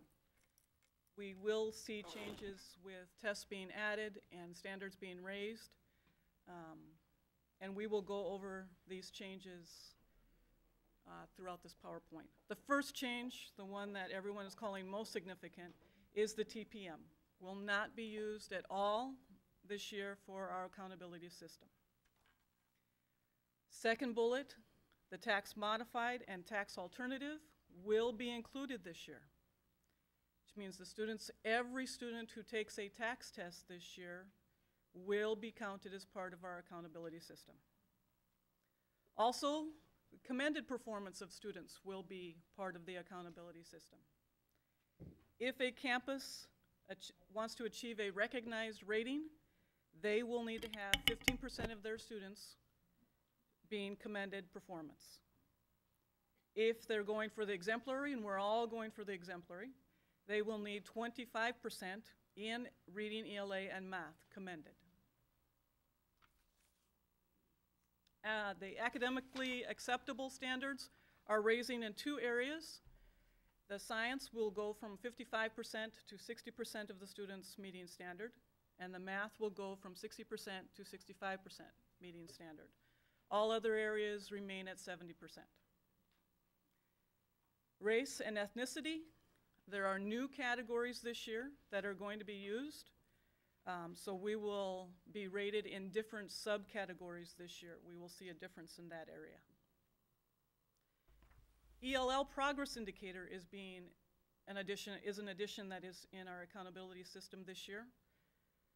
We will be rated in two areas, well, one area, I'm sorry, all students, and 60% of our ELL tested students must meet the standard or show progress. This will be done with current LEP students and also our monitored students who are no longer listed as LEP, but they are monitored the first and second year that they are exited from LEP status. They will be rated in reading only, the 60%, and it will cover the tax accommodated, and tax modified. If they did not take a tax test, they were exempt from reading and tax. They will use the TELPAS score to see if they have made progress. Dropout rate will decrease, which will make it increase in rigor. It will go to 1.6% this year for our dropout rate. And they're using the students from 2009, 2010. They look 1 year back. Underreported students, this is also decreasing. It is 150 students or 3% this year. Because we're a large district, it is the 150 that we deal with in this district. And gold performance acknowledgements will include the tax modified and the tax alternative this year.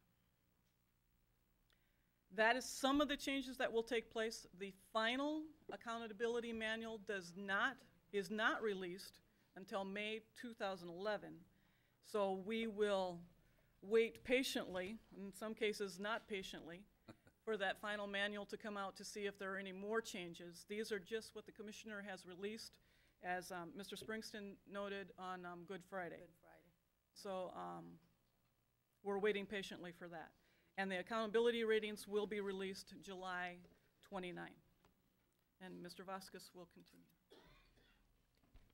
Madam President, Mr. Superintendent, the next slide that's on there is a report that we put out last year to all the campuses because we knew that we had standards that were there because of the help with TPM, but we also, from the get-go, provided them with an idea of how they would have rated without TPM. 69.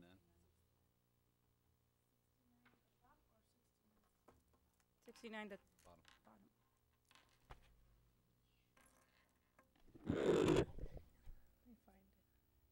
Yeah, this program says one number on the corner and one number on the actual page. That's why we keep asking that, in case y'all are wondering. That, what is it? We To have be it. honest with you, I don't know how it was set up. I mean, I know we turned it in, so. Yeah, we have No, it. no, no. Okay, you have it? Oh, okay. It's not you guys, it's us. Oh, okay, I'm sorry. It's on there, so they knew from the very start, when the scores came in and we gave it out to the campuses, they knew how they would rate it. So, last year, we had 32 exemplary campuses, 20 recognized campuses, and 0 acceptable with TPM. If you look at this, and the campuses knew that, how they would have rated without TPM. So without TPM, we would have had 15 exemplaries, 32 recognized, and 5 acceptable campuses. The thing that needs to be made, the point needs to be made here, is that our recognized school district for the district would remain the same, even though there were less schools that were exemplary or recognized and acceptable. The school district as a whole made a recognized status by itself. So that didn't change. So we have to also, they are preparing themselves all year long for the fact that we could had been without TPM for this year, okay? On the next, what we did down on the next section is that we went ahead and took the scores of the 3rd and 5th grade that just came in, and those students will be retested within a week and a half. and that's just for reading and math. So if you look at the math section, for the 90 percentile would be the exemplary, you have 12 schools in math and 9 schools in reading. Now, as Pam stated, we're also going to take into consideration the commended. So there you would see that 34 schools are at the 25 percentile in math and 27 in reading. And remember, the commended is how the student did, not how the campus did. So that's why the numbers are different. And then on the recognized section, you have 18 in reading and 18 in math. You have 2 on the commended at the 15th percentile and 7 for math. And then at the 65 or 70 percentile for math and reading, you have 6, 8, and 1 school that's below the 70th percentile, and you only have 2 schools in the math that are at the 15 commended. In 8th grade, you have 1 school at the 90th percentile in math and 2 at the 90th percentile in reading. And in the commended area for the 25 percentile, you have 2 for math and 9 for reading. In the section for the 80th percentile, you have 3 schools in math and 6 schools in reading, and 5 at the 15th percentile in math and 2 in reading. When we get to the next section at the 65 percentile, you have 6 schools at the 65 percentile, 1 school below the 65 percentile in math, 3 schools at the 70th percentile reading, and 4 schools in the math area for the 15th percentile in the commended. Now, like I said, these are students that took the first round of tests, and these same students will be testing in a week and a half. And as a matter of fact, just to let you know, while we were shipping out our tax today that was taken last week, we received all this new tests for those students for the upcoming test in a week and a half. Are there any questions? Any questions? Questions from the board members? No. Go. Did Maybe you you- have the same question. Go ahead. Okay, I know that this, the news we got on Good Friday was not really good news for a lot of us because it's sent everybody into a frenzy. Especially because a lot of districts are worried about the implications for the change. If you could just kind of elaborate on that so the public will understand what the significance is for that change. Well, it is a significant change because, you know, the state has allowed us to use that in the past. So it's kind of like giving us a little extra help. So when our scores came in, they would look at the projection of the same student that might have failed as to saying whether they could pass next year. Now this year, they're telling us, and it's kind of like a double whammy because, as you know, whatever scores we get this year stay with us for 2 years. Right. That was my question. You know, they stay for us 2 years. So in this district, what I can say is that even though we didn't know whether it was going to be there or not, we had already prepared the campuses to plan for it not to be there. So when Ms. Peña talks about all the curriculum entities that were involved in working with the campuses, we were not looking at TPM. So yes, it kind of hits you because if you get your preliminary scores and they're not whether you want them to be, you might say, well, now I'm not going to. But we're getting everybody ready. I know that some big efforts have been made by the curriculum department to work with some of the campuses that are in the areas which I posted there, to make sure that the scores are brought up to get a better satisfaction. And the other question I have, Mr. Vasquez, is for you to also give the implication of our special needs students and how they now will be affected with without the TPM.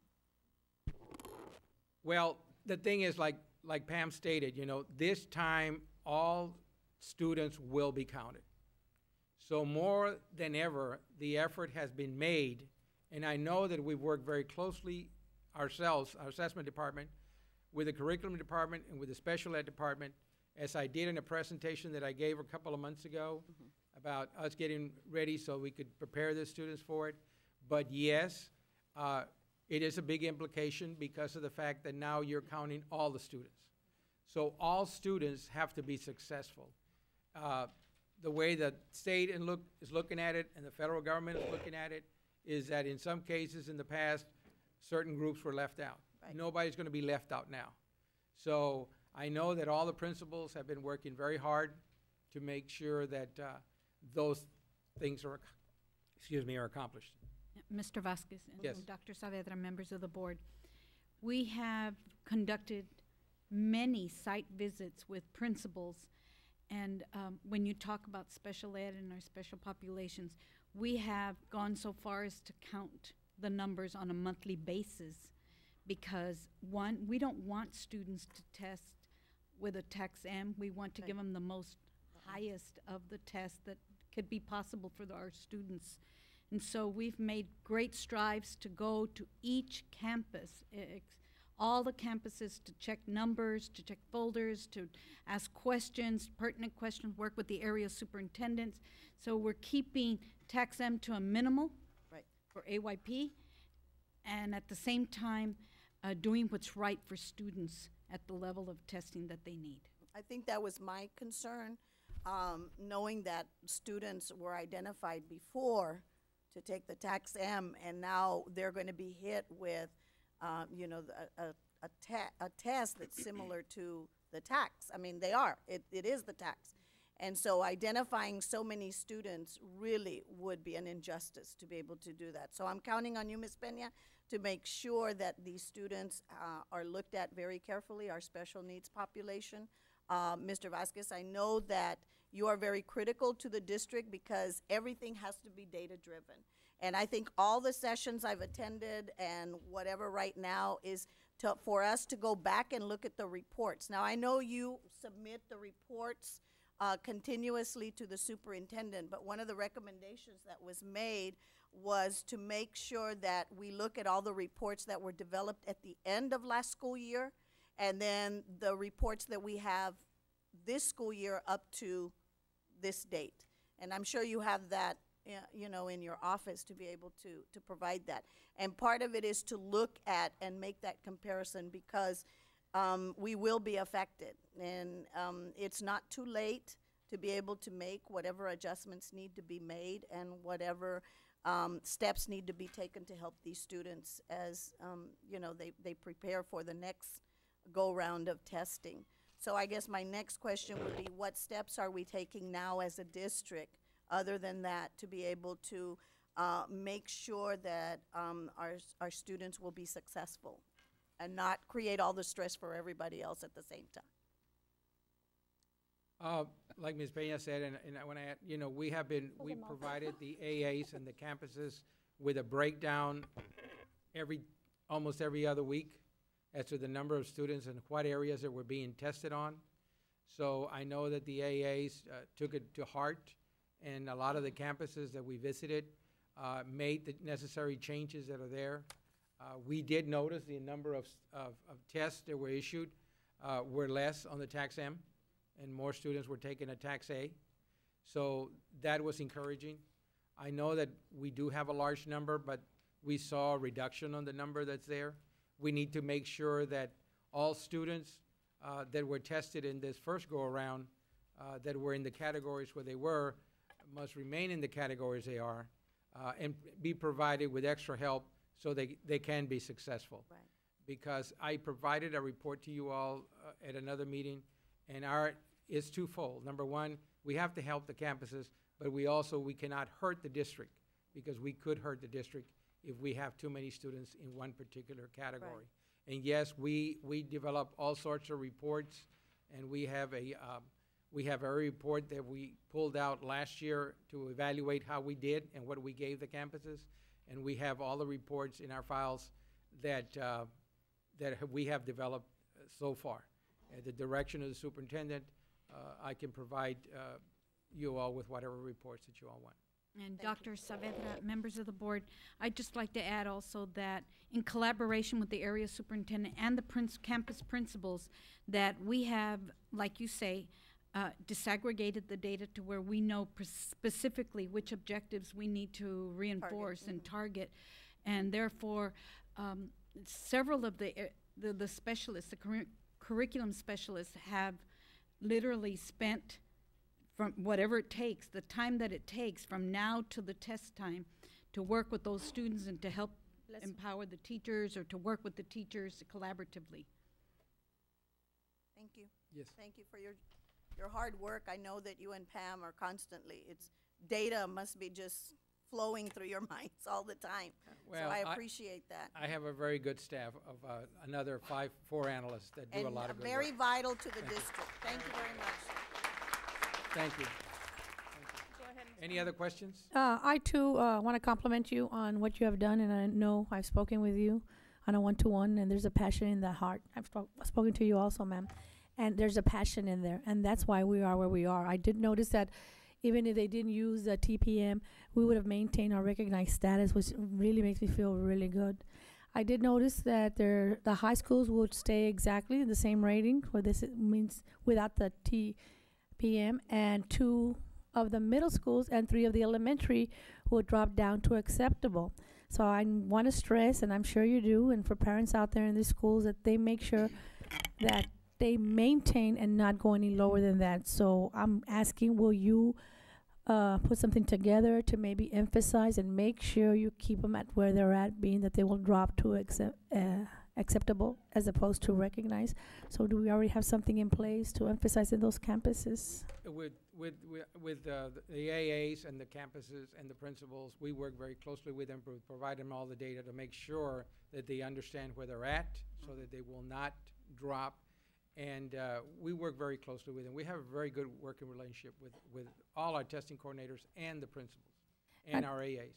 Okay, well, I want to thank you, and especially the parents in the community, our administrators, our teachers, because it shows even though they remove the TPM, we are still going to be recognized, which means our kids are actually learning, and they're learning because of people like as yourself and our teachers and administrators. And sometimes we sit up here and we bang and scream and kick, but at the end of the day, you guys get it done, and you move our ship forward, and I thank you for that. I really do. Thank you, ma'am. Thank you. Go ahead.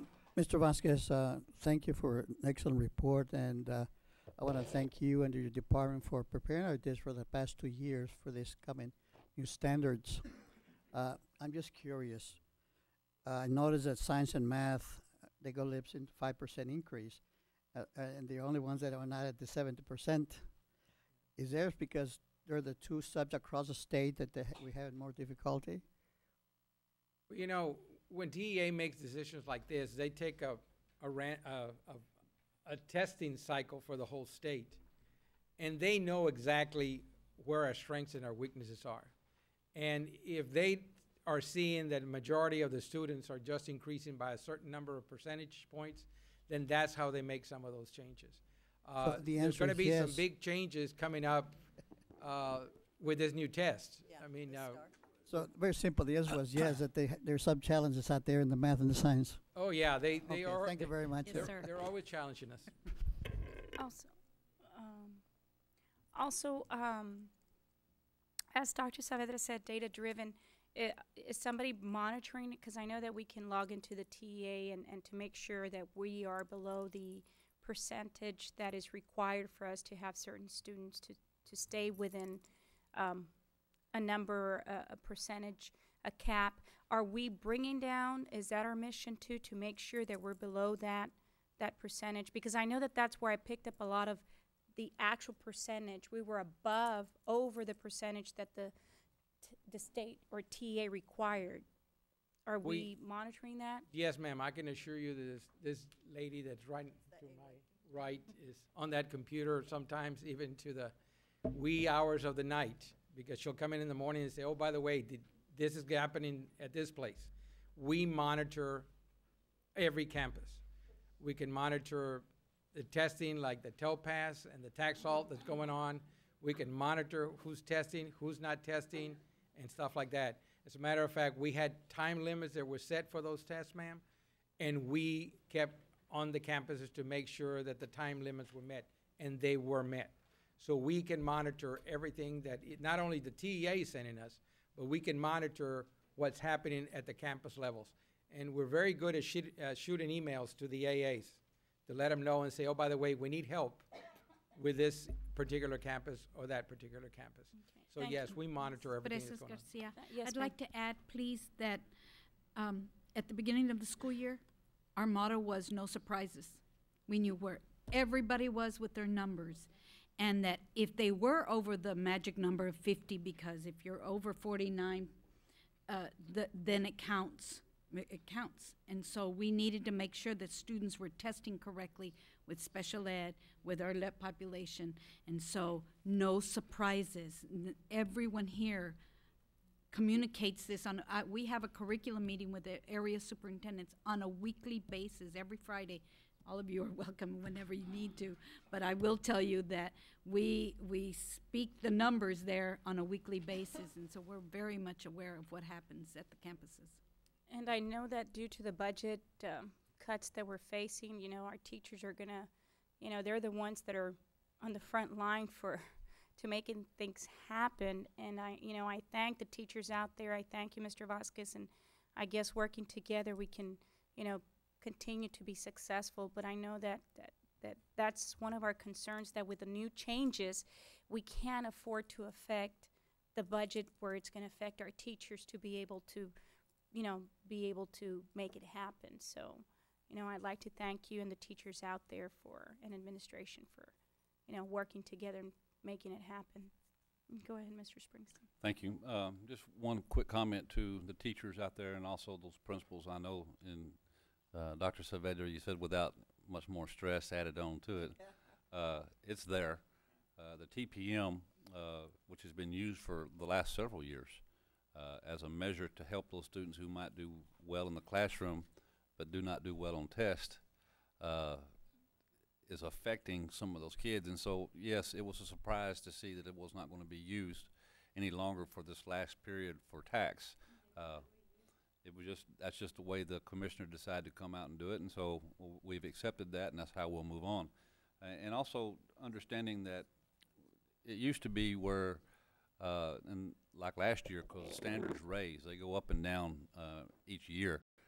Last year, it was at 68th percentile to meet expectations. This year it was close to 71 percentage to meet that meets expectations. So not only did they take away the TPM, they also raised those standards for those children. And for some of them, it's one or two questions that have to be answered correctly in order to meet expectations.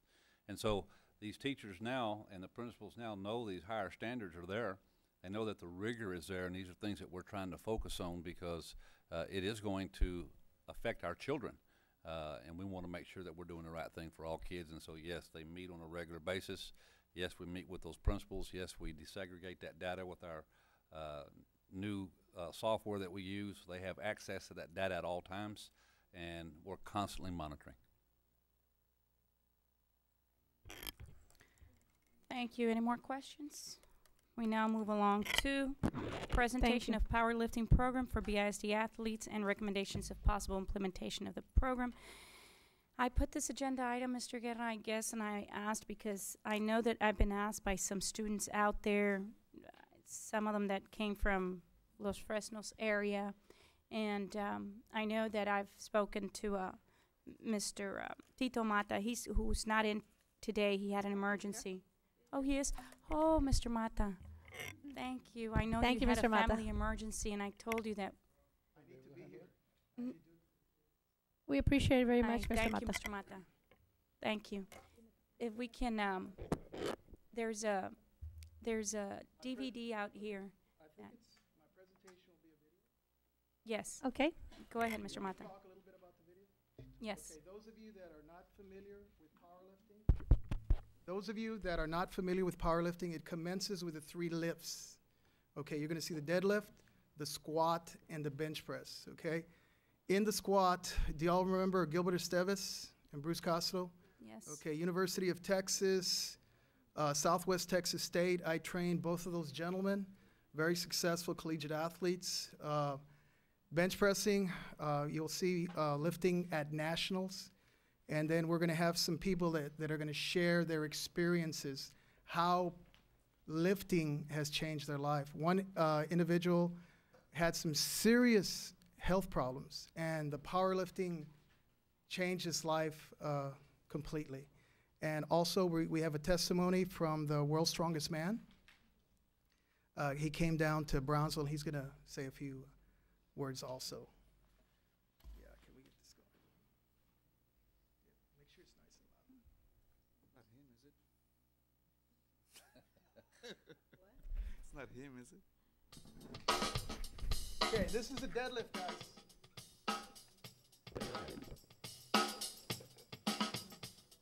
Okay, this is the squat. There's Gilbert Esteves, All-American, played at University of Texas. That's 600 pounds. That's Bruce Castro, Southwest Texas State, starting tackle. See the lights. Good. It is good. 147.5. Next lifter, Tito. Tito, get this. 147.5.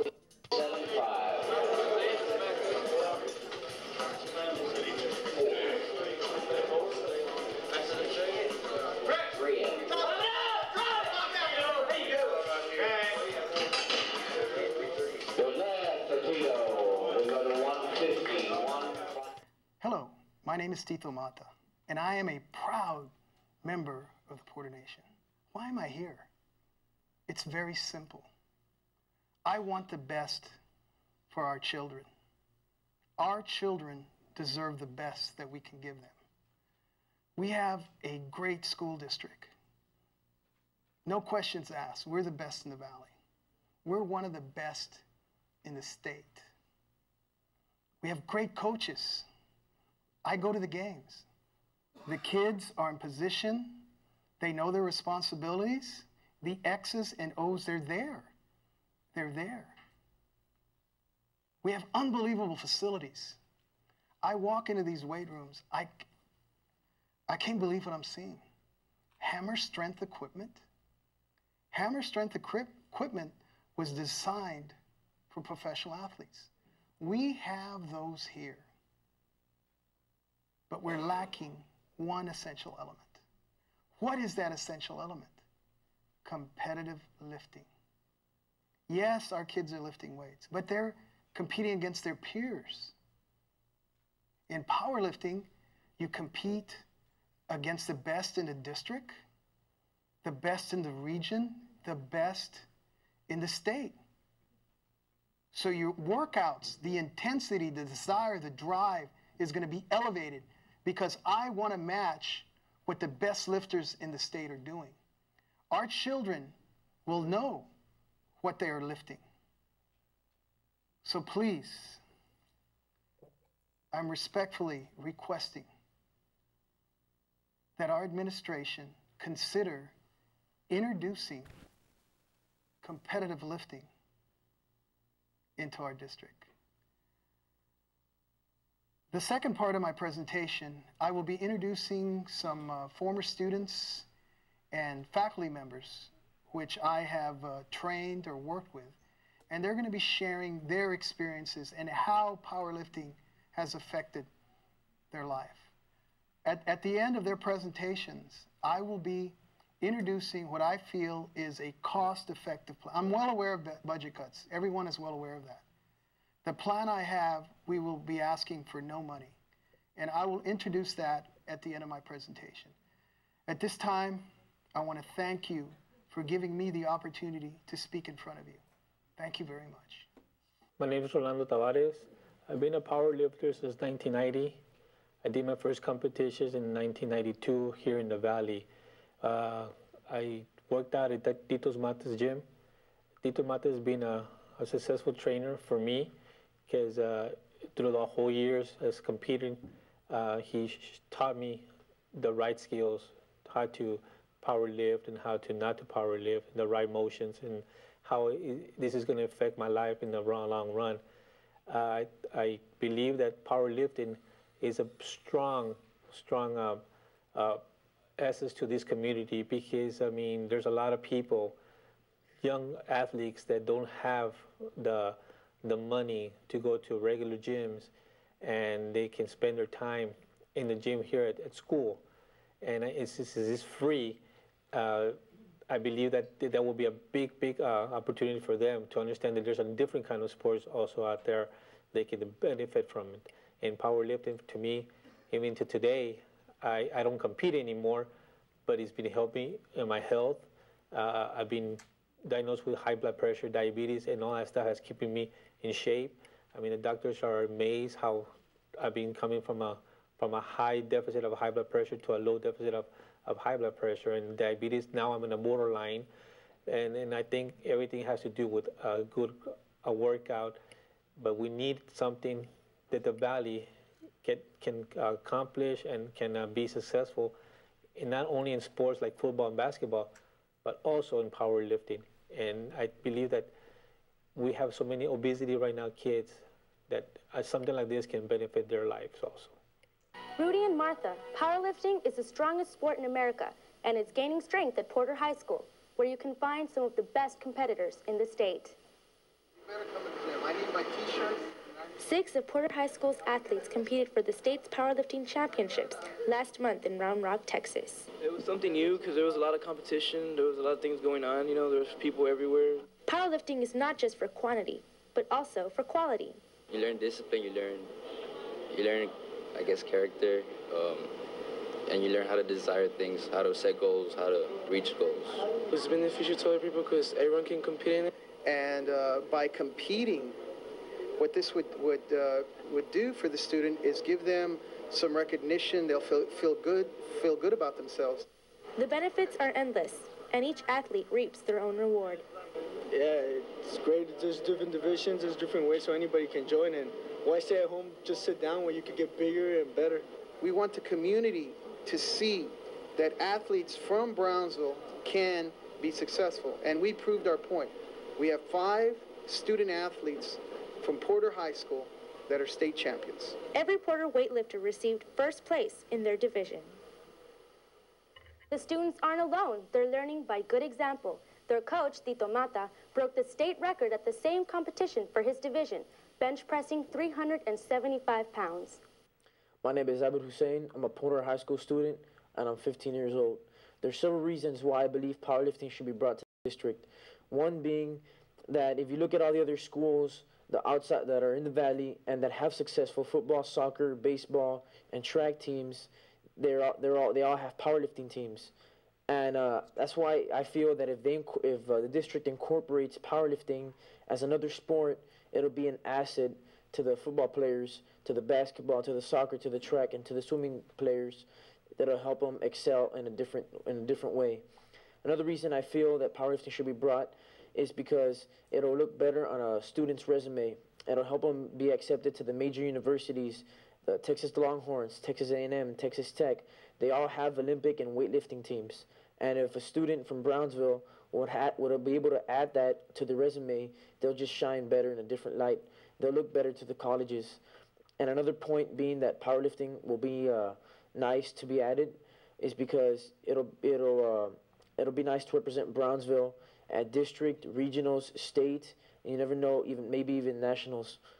And that's another reason why powerlifting would be important, because it'll let people know that the Valley doesn't end by McAllen. There's also Brownsville, and we're an important part to the Valley. For example, my first powerlifting meet took place in McAllen, Battle of the Iron Barbarians. My first meet ever. I broke 3 world records for my age and weight in an APA, which is a powerlifting association. And thanks to the support of Tito Mata, he guided me. I wasn't completely lost during my first meet, and he would be a good instructor for a powerlifting team. And that's why I feel powerlifting should be supported for Brownsville District. Tito Mata, tell you what, has done a lot for the Valley down here, and he's trying to promote the sport of powerlifting. This is the first annual, so hopefully be back next year. I've really enjoyed the Valley down here, a lot of friendly people. At this time, I wish to conclude my presentation. And I wish to conclude my presentation with a proposed BISD powerlifting plan. Number one, zero costs to the school district. My services will not require compensation. Number two, each high school and junior high will establish a powerlifting club. Number three, a volunteer or sponsor will be needed from each campus. I'm respectfully requesting one varsity sponsor, one freshman sponsor, and one junior high sponsor.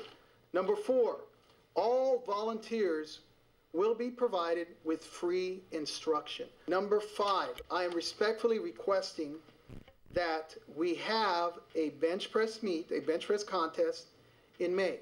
One lift, we're in, we're out, but the kids will get excited about competing. I would like to have a varsity, a JV, and a junior high bench press contest.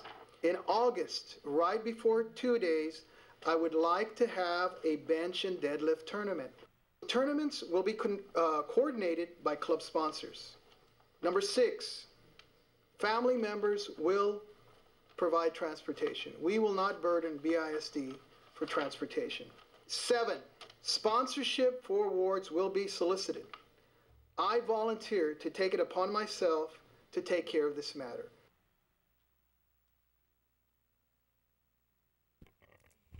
Thank you, Mr. Mata. You know, I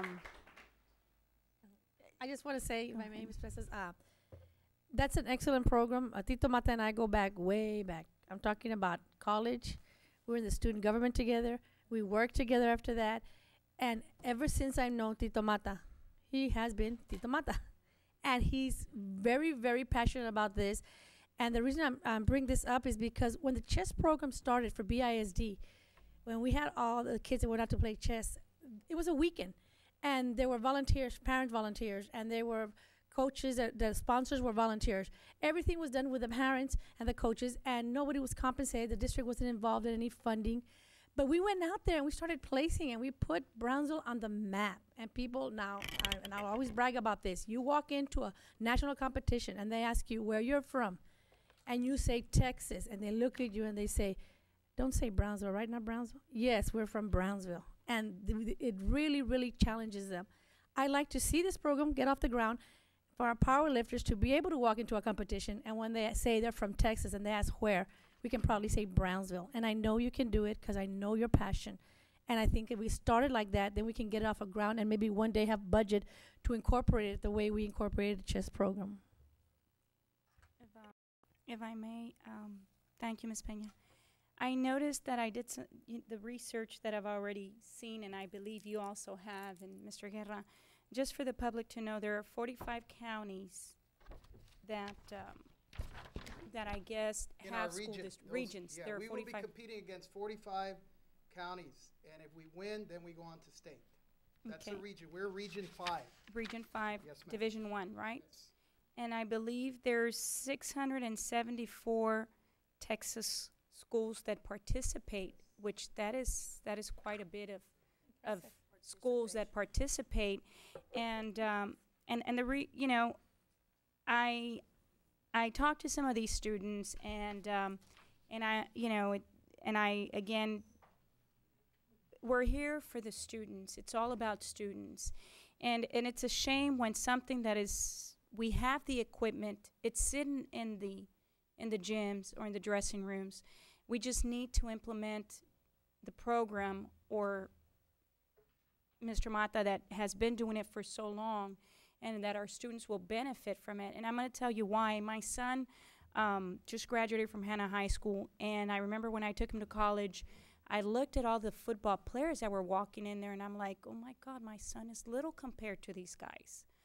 And I talked to a couple of the students, and I asked, are you seniors, juniors? And someone says, no, we're freshmen.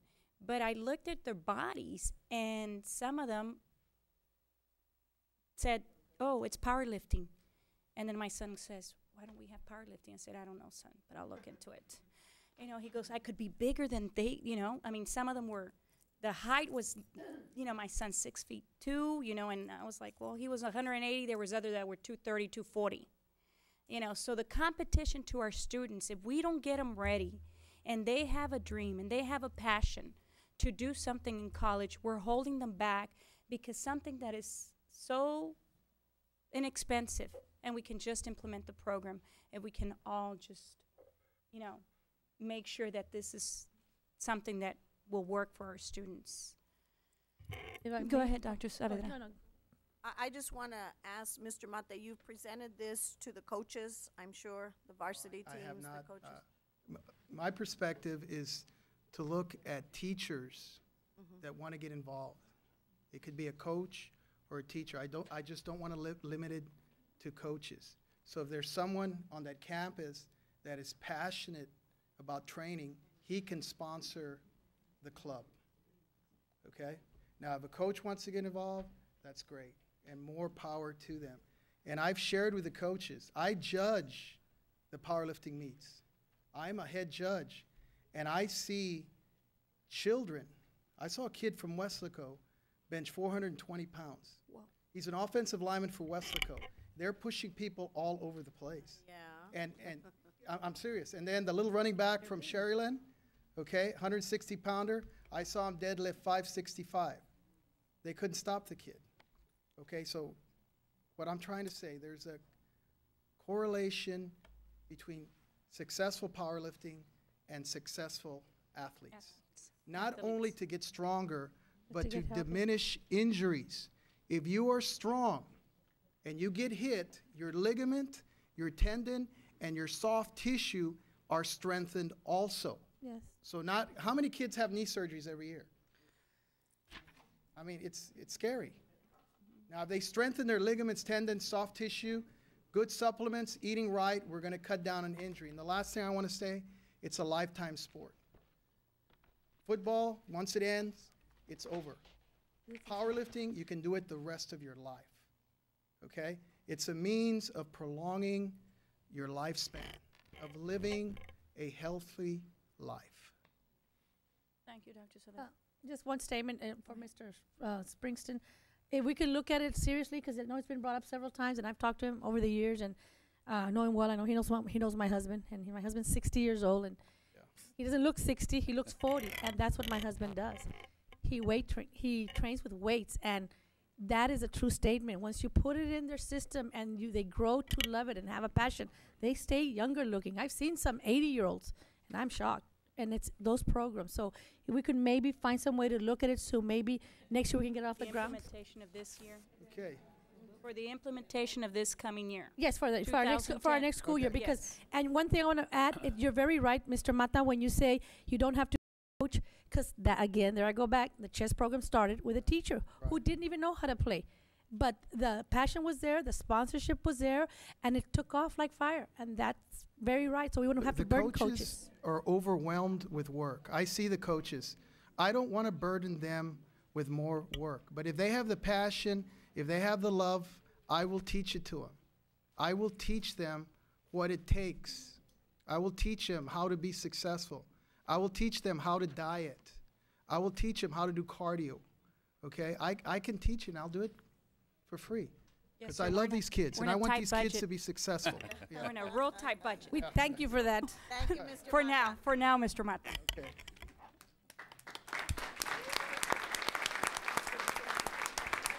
Did you have? Thank you again, Mr. Mata. We now go to item number. So, Ms. Peña, Mr. Springston, please, if you could, as per Ms. Peña, and I believe, did you have a comment about it? Yeah, well, the comment is, I think it's a great program, but we need to be very careful and implement it right. If we do so, unlike the chess program, people that train or that serve as coaches for powerlifting need to be very highly trained. It's a very dangerous sport, unlike chess. No one's going to get hurt moving the chess pawn. And that's my concern, the liability. And like the gentleman said, coaches are overworked. So are we going to give them added burdens? We can't just ask for volunteers who wants to train this. Right now, it's no cost, but Ms. Peña, you just said maybe one day we'll have a budget for it. So let's try to just as we do everything Approach else, be cautiously. extremely careful how if we implement it, do it properly. Yes. Agreed. Okay. We go to item number 11, presentation of the Ad Hoc Special Service Committee.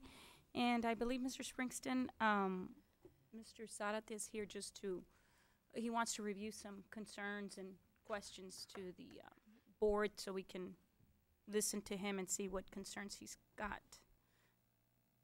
Good evening. I have to apologize. I forgot my video. But Forgot his video. You look like a power lifter. I know, right?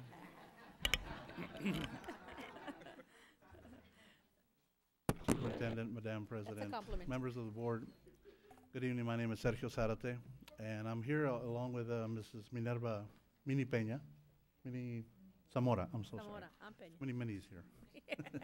There are too many.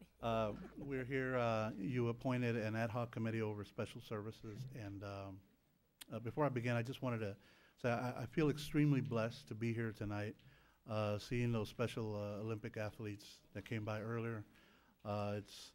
It's ironic that that same hand that you shook while they came through here 15, 20 minutes later, you gave the same handshake to the gifted and talented that are here.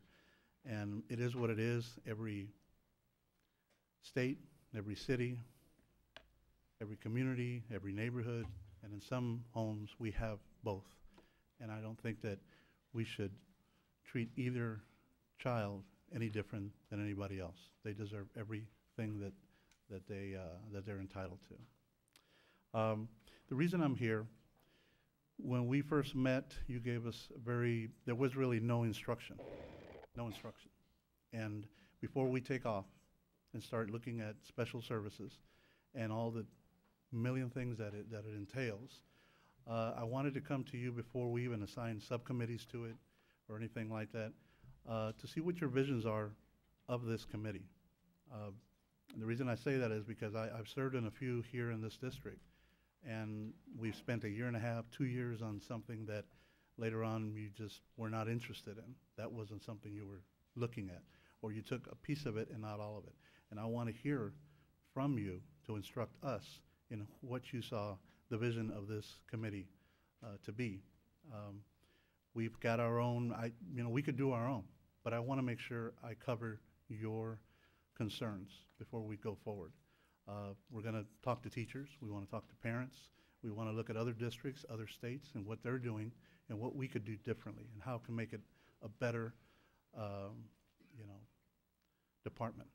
And so at this point, it's not really a presentation. I don't, maybe it was just misread because we don't have anything yet. All we did was elect officers, and this is one of the concerns that we had with no instruction, to make sure that we hear from you, specifically any one of you, where you like us to see. And Ms. Zamora and I are here to take notes. Mr. Springston, are we gonna, I believe some of us had concerns about that as well as to what was the role, the longevity, and so forth. Well, everyone's looking at me, so I guess I'll speak. Ms. Sarata, first of all, thank you for the time that you've invested in this committee thus far. I know you have a passion for special services. The main purpose, and I'm speaking on behalf of myself here, for this committee as well as the other ad hoc committees, if we review the minutes for the regular board meeting when these committees were formed, we can find exactly what we wanted as far as criteria for eligibility. We couldn't just appoint anybody. There was some criteria, and if we go back and review the minutes, we can find that criteria there, as well as the objective and main function of this committee. I like to compare it to the Bond Oversight Committee in a sense. Obviously, there's not a lot of, there's no bond money involved in this one, but as far as the main objective, they tend to be fairly similar in all the ad hocs. One is transparency. Obviously, we want to be transparent in everything we do. We have people, and that was part of the eligibility criteria, to have a certain level of expertise in the field. We don't just want opinions, we want professional, educated opinions. As far as what we can do to improve our school district, in particular the program in which the ad hoc committee obviously was intended to oversee. The function is strictly advisory. There's no action to be taken place for any of these committees. Strictly advisory. We want people who obviously we admire, respect, who can give some sort of input to us because we don't have the same expertise that perhaps some of you all do. Now, we do have a fantastic administration, in my opinion, imperfect, just as I am imperfect. And that's why we want people with different backgrounds to come and share with us what, in your opinion, we can do to improve the services that we provide our students and our district. In a nutshell, that's what I believe the functions and objectives of this committee are. They're not chronic, not chronic, they're not long-term committees, they're short-term committees. Perhaps the end of the fiscal year in some cases, perhaps a matter of months. So we're not burden you with years of work. We want you to tell us what you know, advise us how we can improve in perhaps a matter of a few months. So we're certainly not going to overburden you with years and years of work. We don't expect that from you on a voluntary basis, but I hope that I've answered some of your questions. Okay.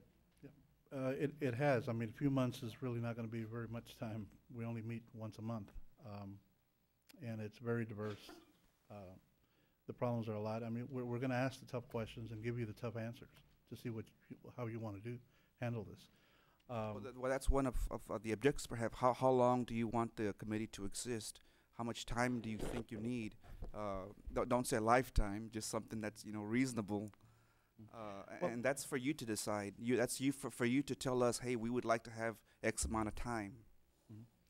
I see this as a lot of the other committees. It's impossible for us to come up with, all your answers in 3 months. It's going to be impossible. We have questions of why we're getting sued so much.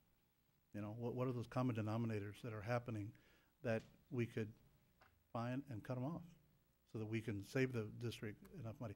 And that's just one of so many. And that brings up another point. I'm sorry to interrupt you. No, if I don't say it, absolutely. I'll forget. We'll In some other committees, I've had a concern that perhaps committee members may be requesting information that could be confidential in nature. We have to be very careful with that. When you mentioned lawsuits, pending litigation, obviously that's highly confidential. Not necessarily in your committee, but in other committees, I'm concerned also, not just with confidentiality, but for information that if it's in the wrong hands, could serve as an unfair advantage to certain vendors that actually compete for business. Like I said, not so much in yours, but one thing we have to keep in mind, since you mentioned lawsuits, is confidentiality, pending litigations. Obviously, you're very familiar with the system, so we just need to be extremely cautious in that respect. Okay. Absolutely. I can go back to the committee, and I believe there's some that we're not able to serve. I'm not exactly sure. There was a document they could not sign because they were either employees. So I guess Ms. Kathleen Jimenez will get back to you to tell you who needs to be replaced that could not, and who, so that we can get the 18 that you first appointed. I'll get back with them and tell them your concerns. I think this is important that we do it here because of this is the transparency that everybody here should see. I didn't want to, I called a few privately because I wanted, it doesn't come with instructions, and I know that we can go a lot of different ways on it, and we don't, there's not a waste of time of ours, but we want it to be effective. We want to make real change, and we wanted to start with you. So as far as time-wise, I cannot answer that right now. I would think at least a year, but could be possibly more. I wish this was a committee that we were coming into that already existed. It's in the ground level of something very complicated. I will tell you that speaking with a couple of the legislators, they're very interested in this because we're going to turn this over, research it, and possibly give them recommendations that are out of your hands, things that you can't do, but they can. And so I'm looking forward to that, and what type of things that we'll come back here with. And so I'll get back with them if I want to hear if there's any other concerns that you would like for me to address, for us to address. I'm sorry. Ms. Peña, go ahead. Mr. Sarate, how many of the committee members do we have to replace that might have had some kind of conflict, or do you have the number up at the top of your head? Three. Three? Okay. Three, yes. And we have a total of how many on that committee? Do we nominate? Was it 2 people we put in there, or 3? It was 2. In the special, it was 2. 16 total. Okay. Okay, so So my question is, was it 2 or 3? Anybody have the answer? 2? 2 for the special ed. Yes, ma'am. Thank you. Okay. And I too, I want to concur with you. 3 months, special education committee, 1 time a month, nothing's gonna happen. Nothing's gonna happen. I understand what you're trying to tell us, because it was our idea as a board to come up with the committees. And now that we've established them, because I know where you're coming from, we can't have a committee for special ed and then turn around and say, okay, a year is fine, go away. Because the problem of special ed is a lifetime. And the concern is there. Just the faces on these children to come here today and to see their parents be able to participate in a program that every child can participate in, even the gifted and talented. I feel your pain. Not even a year will be good, because things change and you have to get your feet wet and take off running, but you have to know where you're going. And if we give you a year, you might not find out where you're going in that year, and then we just shut it off.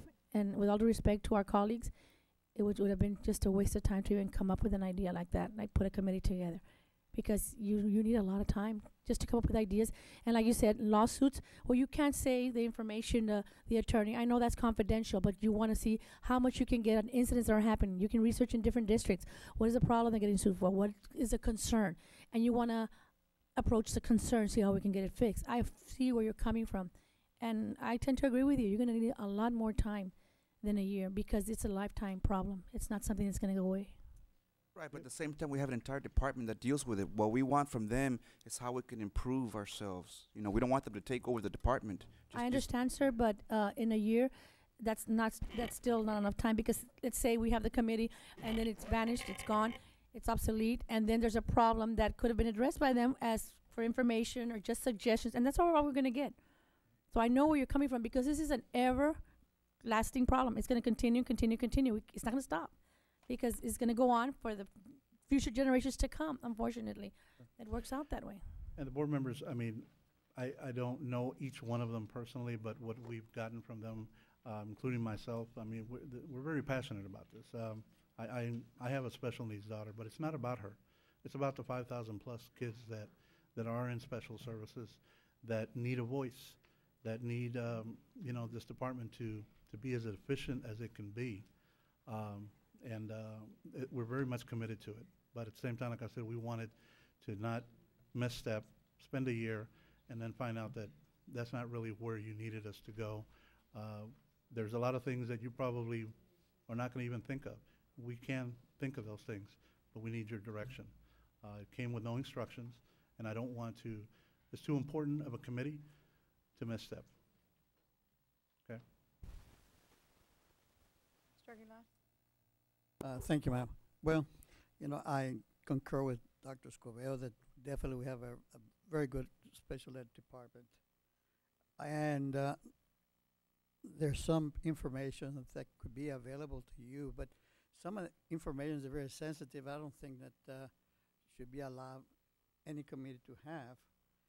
But I can see where you can evaluate a program in terms of services. What's the best way to provide services for all students in that particular area? How can we improve it? A good example is some of these athletes in special ed that we start with a few and now we have hundreds of them. I can see that where perhaps educating our parents from better, have better knowledge on the IEPs, perhaps educating our parents on what's available for them as a parent for their kids, things like that, that we can look and improve our services. But in some sensitive areas, I don't think we can assure you that we can be released, because of you can see why the legal aspects of it. And I agree with you, 3 months is not enough, that perhaps you need to go back. And I think you have in Mrs. Zamora a very good expert on special ed that can provide you with a timeline that would be suitable for this board, and you that make some kind of recommendation so we can come back and look at them. And I appreciate that, your service and your time and all this volunteer work that you do for the community, not only for BISD, but also for the community in other areas of the special ed.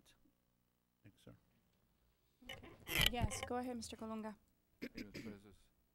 Mr. Sadate, I've talked to you in the past regarding your expertise in dealing with the legislators and dealing with special ed issues as an advocate.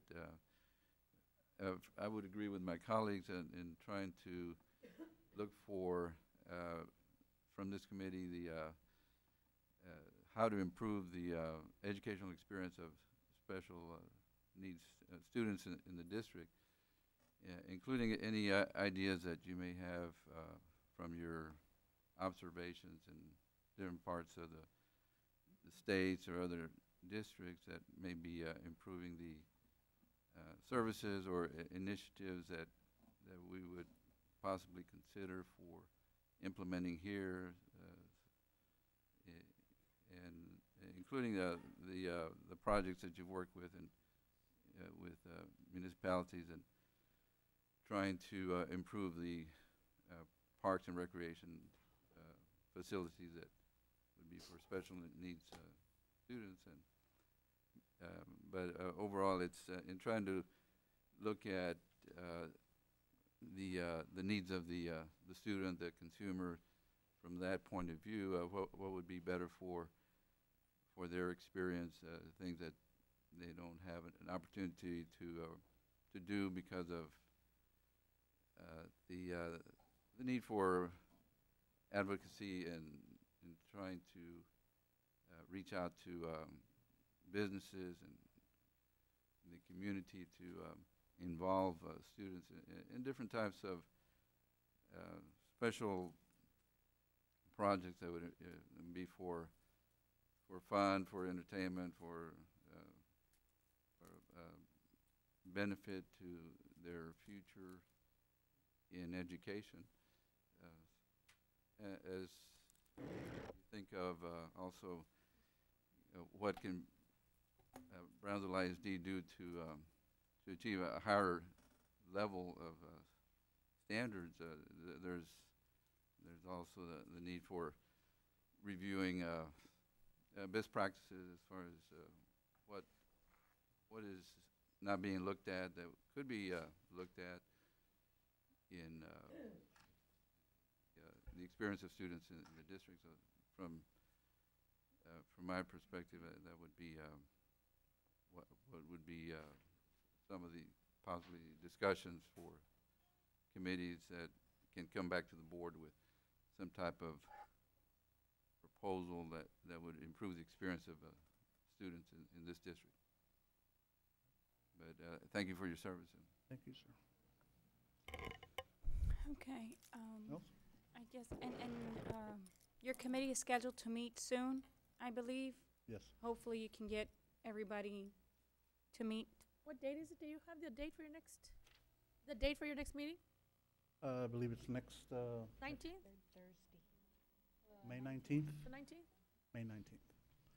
I was just wondering, Ms. Presas, if I may, maybe we can, as a board, maybe draw something up, or not as a board, but maybe we can instruct our superintendent and our administration to come up with something to give them some type of direction and guidance, because that's what you're asking for. And you need direction and guidance as to, we were created and the purpose of our creation was, and we need to be specific because it's a very delicate area that you're working with. And very important to our district. Very broad. Extremely Very broad. broad. So maybe, The I don't know, Ms. focus Presas, of- Mr. Sarate can kind of meet with Mr. Springsteen. Mr. Springsteen, you can help guide them and direct them so they don't feel like they're just kind of out there as a picture. Sure. You want to be someone that takes action. That's fine, but I also like to give them the leeway to focus where they feel Where we they have feel the it most need. The needs. Yes, and The I needs. understand, if I may, Ms. Presas, I understand that, and what I'm hearing him say before us today is, I want to take a direction, just guide me where I need to go. So I think it would help if our superintendent would have a meeting with him and our administration, because that's what you're here for. You're here to ask us, where do you want me to go? What do you want me to do? And it's just like asking someone, where do you want to eat? Well, anywhere. Where? Anywhere. Pick a place, anywhere. Then you get to the restaurant. I don't like it here. Well, I asked you where. So that's what I'm hearing from you, and this is why.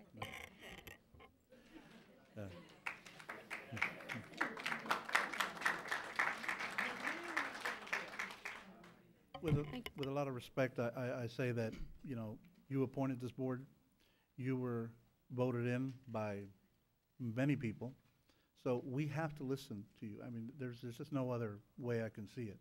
So whatever you suggest to us and what direction we go, we have to go that route, number one. And then we'll come up with things that you maybe didn't think about and that fits where you set us forward to, and make sure we get to where we need to be.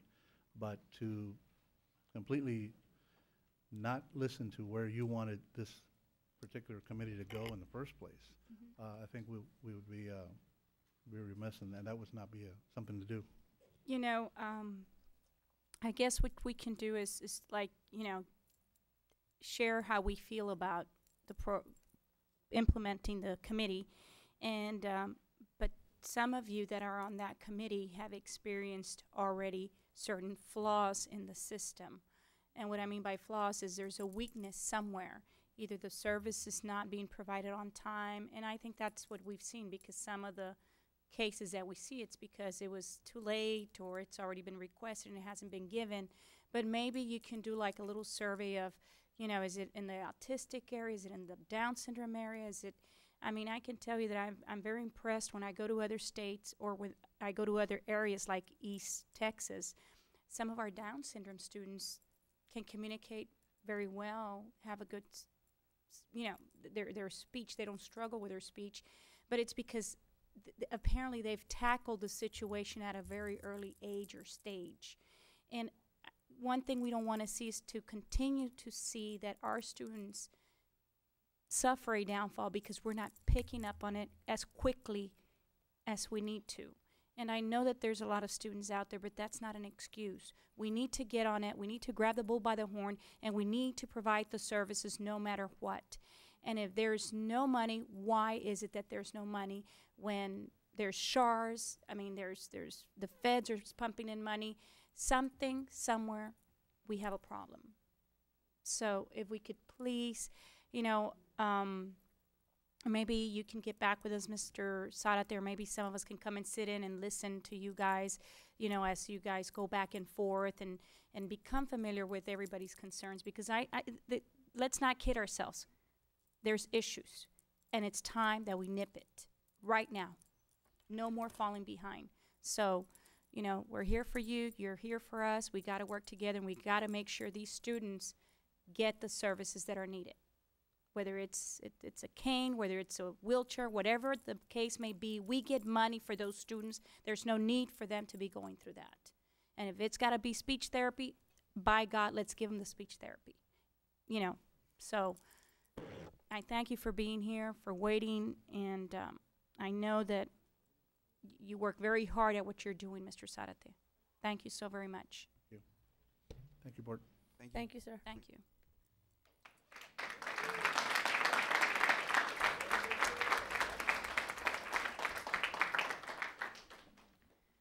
We now go to item number 12, presentation of notification of allowance contingency fund change orders. Mr. Springston? Thank you, Madam Chairman. At this time, if we have any questions on these change orders, I have Mr. Guetta here ready to answer those questions. Any of the board members have questions to the change orders? Okay, we now move along to standing board agenda items. Mr. Springston, board calendar number 13, item 13.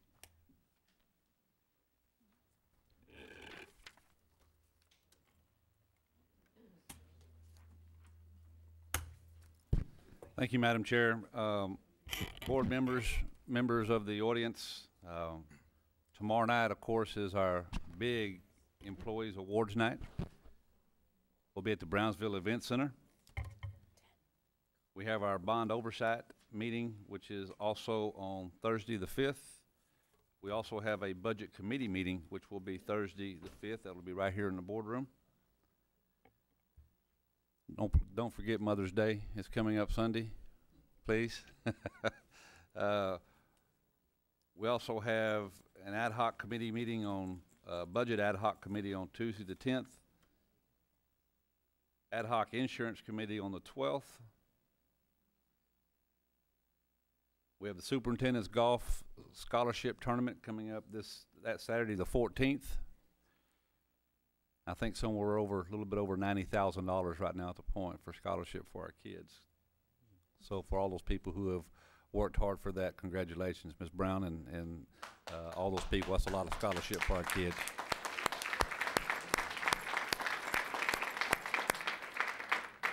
On the 15th, several board members, myself, a few teachers, Brownsville ISD has been chosen as one of the top 5 school districts, large school districts in the state. We're going to see if we receive that award, the HEB Awards, and we will.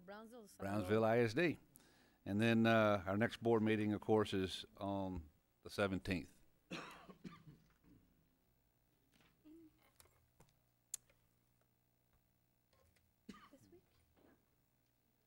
Teacher Appreciation Week this week. A little bit important. We also, very important to our teachers out there, Mr. All Springston. teachers. Yes. Appreciate Big all the hard round work. of applause to our teachers. Without teachers, we wouldn't be able to read or write or count. Or give people trouble. That's a fact. But I'm very grateful to them. So let's make sure. Why don't we start a slogan, Mr. Springston? Like, thank a teacher today. Maybe we can get that off the ground because you can't thank them enough. We really cannot thank teachers enough. Yeah, statewide. We can do it, and Brownsville can be the one that starts it. Okay, we now go to public audience. This is a time for citizen, staff, or students to provide their comments to the board. Statements and questions from the audience will not be permitted during other portions of the meeting, so please let us hear from you now if you have comments to present. To have your comments heard tonight, your name and the subject matter of your comments must appear on the sign-in sheet, which is located in the rear of our board room. Each speaker will be limited to 5 minutes to complete his or her comments. With all due courtesy, I will strictly enforce that time limit. If a group of people want to be heard on the same topic, the board asks that they designate a spokesperson to avoid needless repetition. The board has adopted rules to preclude the abuse of open forum by, for example, anyone uselessly repeating the same comment or complaint meeting after meeting. All participants must understand that if your comment is my judgment constitutes a complaint against an employee or officer, I will interrupt and ask you to stop and direct you to proceed with the BISD formal grievance procedures, be that DGBA, FNG, or GF local. With those cautions in mind, we will now be glad to hear the general comments. And our first speaker for the evening is Ariel Padilla, CTE Awards Night Invitations. Yes, and the time, and we have 10 people, so the time limit is 3.5 minutes each. Mr. Springsteen, Madam President, members of the board, my name is Ariel Padilla. I am the National Treasurer of Skills USA from Homer Hanna High School. It is with great pleasure to inform you that the Career and Technical Education will have its second annual awards night ceremonies from May 9th through May 17th. The events will consist of various awards presentations recognizing the achievements of all career and technical education students. My peers and I would be honored to have you be part of these events. Therefore, we cordially invite you to what promise to be very heartwarming events where career and technical education students will be honored for their great achievements. At this time, I would like to introduce my peers who will present their invitations to our superintendent and to our board members. First, Ms. Nicole Gomez, HOSA Chapter Vice President from Homer Hanna High School.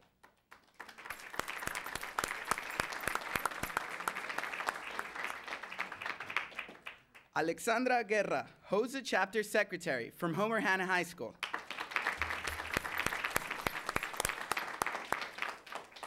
Seret Castillo, Skills USA Chapter President from Lopez High School.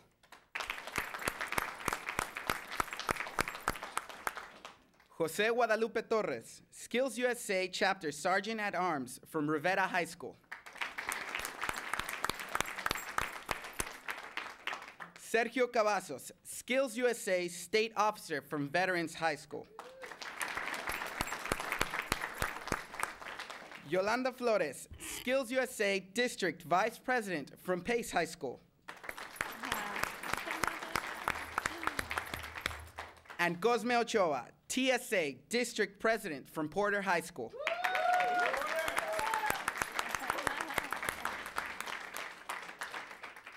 Thank you for allowing me the opportunity to cordially invite you to our CTE Awards Night.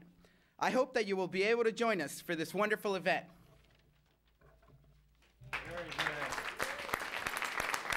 Good job.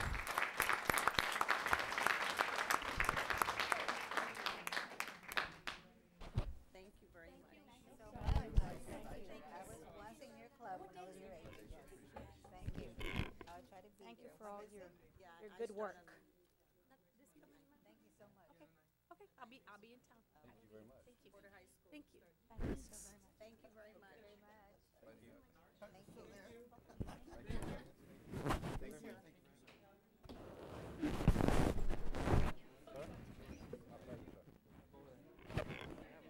Thank you. You guys look very sharp. Thank you very much. You know, I'd like to share a few words with the students before you guys run out, because I know you've been waiting here. You're long. gonna stay for a picture. So, okay.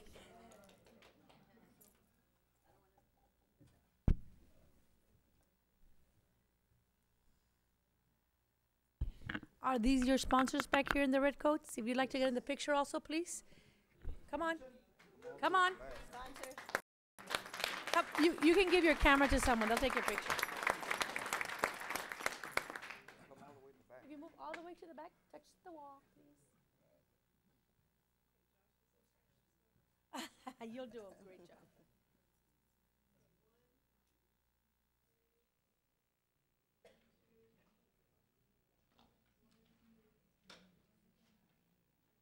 Thank you. Thank you so very much.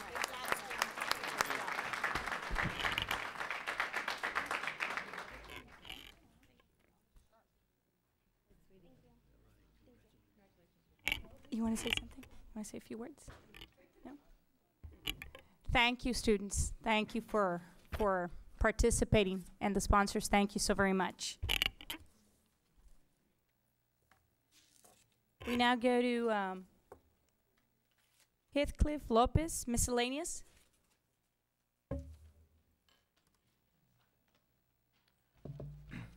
Good evening, Superintendent and members of the school board. My name is Heathcliff Lopez, and I'm the choir director at Cummings Middle School. I'm here to offer my perspective on the recent administrative changes that have taken place at my campus. Before I begin, though, I would like to read a short letter of a parent of a student that was withdrawn from my campus this week. The letter is addressed to the principal of the school to which the student was moved. The letter says, I'm writing this letter to ask you to please allow my daughter to transfer from Cummings Middle School. I'm concerned about the violent behavior and constant verbal and physical altercations at Cummings. My daughter is afraid to go to school because of the frequency of the fights that take place inside the school and on school property. On one occasion, she literally refused to get out of the car because she was very scared and became upset to the point of tears. The distress from this environment has taken a toll on my daughter's emotional and mental well-being. My daughter has never had any behavioral problems and is an A and B student, honor roll student. I am a widow and the only person who can drop off and pick up my daughter from school. The proximity of the school to the place of my employment is the original reason for her enrollment there. I would greatly appreciate if you could consider this petition and accept my child to be transferred from your school. As soon as I read this letter, the first thing that came to my mind was the amount of parents and students that feel the same way but don't have the language skills or the social skills to voice their concerns. When I accepted my position at Cummings last school year, I accepted the job with the intention of rebuilding the choir program because before me, the students had gone through four choir directors in 3 years. As, for example, school board members of Avedra campaigned, consistency is the one thing that will always produce the results of any sort. Through consistency, in this case of administration, we will be able to reach her ultimate goal of sustainability. At possibly the worst time of the year, the Cummings Middle School students were robbed of the administration that has worked diligently and fairly to give them the best education possible.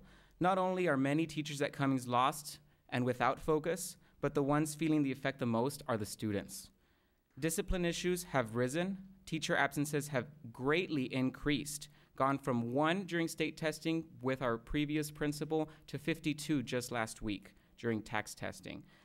And though our temporary administration is doing what they can, having removed our previous administrator has put a serious damper on what you, the board, as voices for our students, are trying to create. Sir. Mhm. Counselor, are we in order or are we out of order?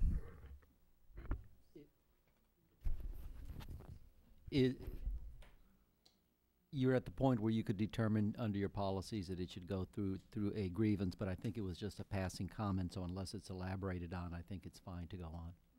So how much of the elaboration will he do? We won't know until he's speaking.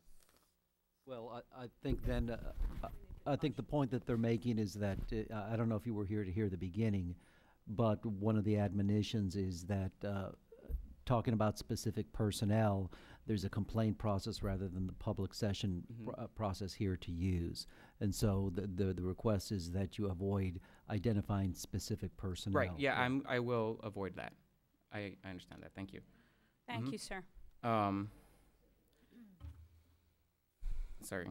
As a voice for academics and the voices of our students, I ask you to please consider the effect your decision will have on the students of Cummings Middle School.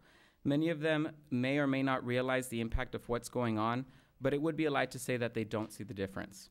The students themselves have told me on numerous occasions since the administrative changes that they feel extremely uncomfortable and dislike the school without our principal. Please remember that your decision concerning this matter will greatly affect our students in the short term and the long term. As a professional, I know my words are not for me alone. I know that there are many more who wish to say just what I have said, including teachers on my campus and others. But if I speak for anybody, it's the students. And the students at Cummings Middle School would like their administration to be reverted to its original positions that we had at the beginning of the year. Thank you. Thank you, sir. We now go to Mary Correa. Is Ms. Correa here?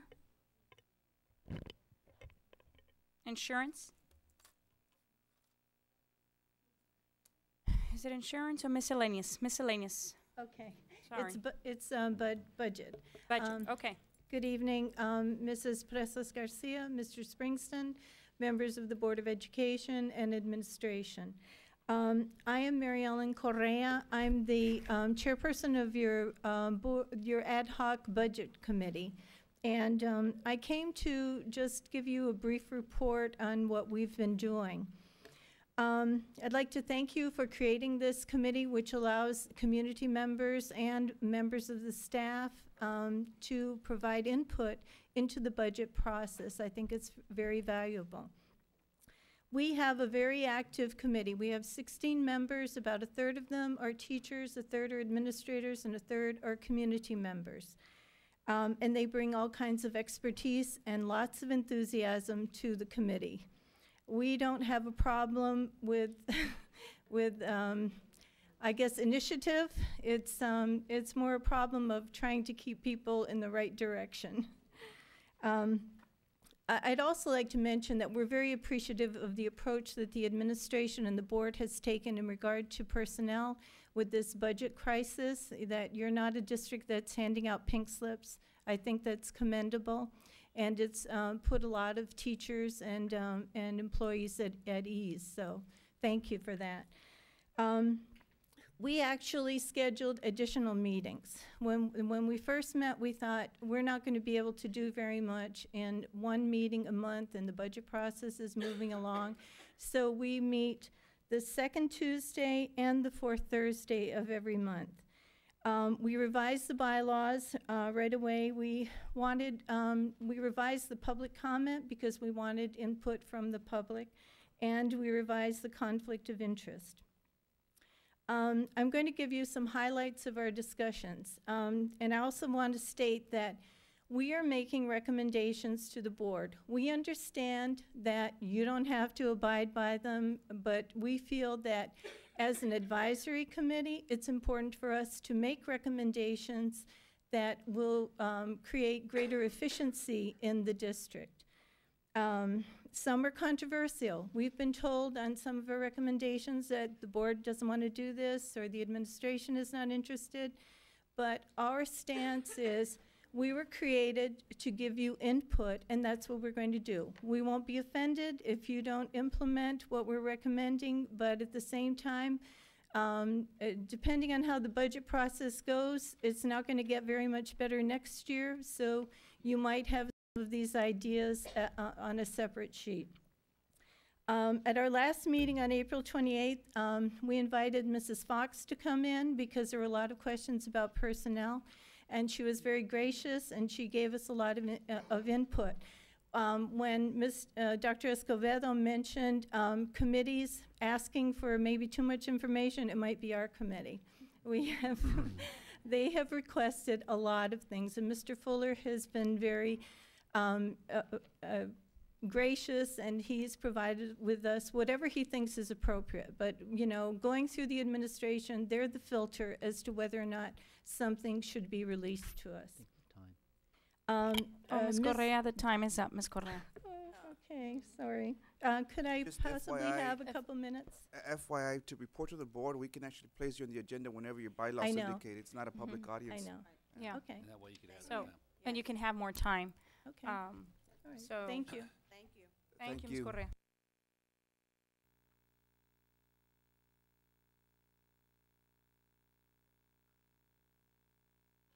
We now go to Mr. Borrego, George Borrego, miscellaneous.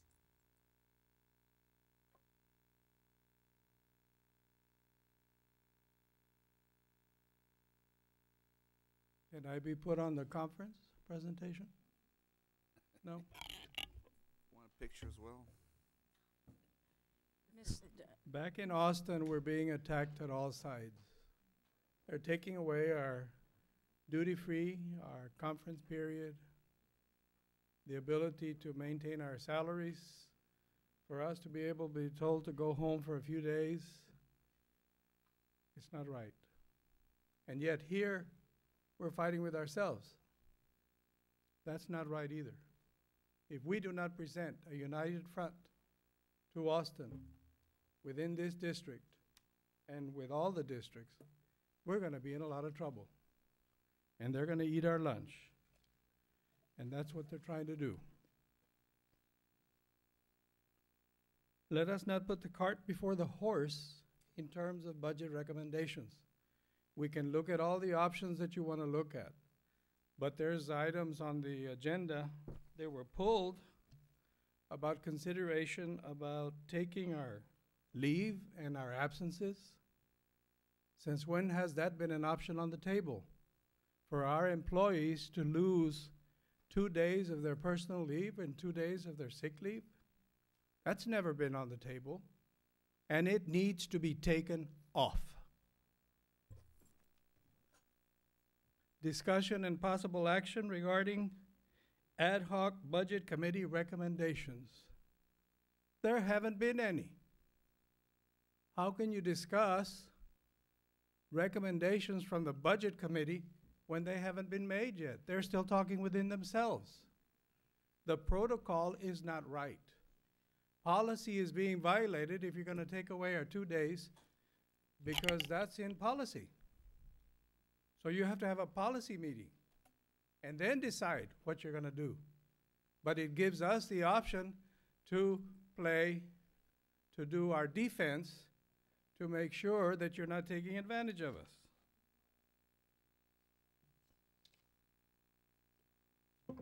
And the boss is on the agenda again. Why? What is going on with this board that you must harass our superintendent and not allow him to do his work? That is not right. Leave him alone. The time will come when his contract is up, when his renewal is up, and you can do what you have the right to do. But unless you have a smoking gun, there is no way that you can do anything to our superintendent. Very good. Thank you.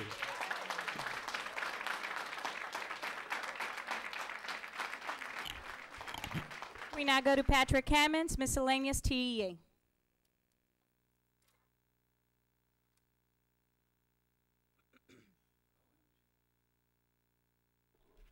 Madam President, Superintendent Springsteen, members of the board, fellow teachers. It's actually for Teacher Appreciation is what I had signed up for. Today is Teacher Appreciation Day, and this is Teacher Appreciation Week. And it is almost somewhat ironic in the times that we're going through that we're talking about teacher appreciation. And I do appreciate the comments from Ms. Pena and Madam President about thanking a teacher for teaching you to read, write, or be able to do calculations.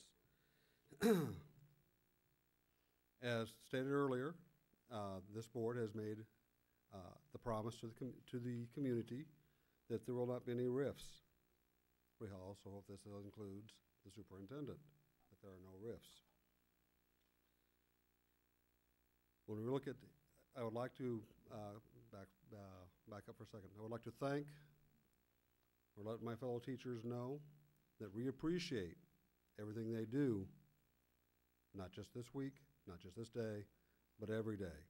And not only is it Teacher Appreciation Week, but it should also be Educational Employee Week, because it takes everybody from classified through certified to help us educate our children.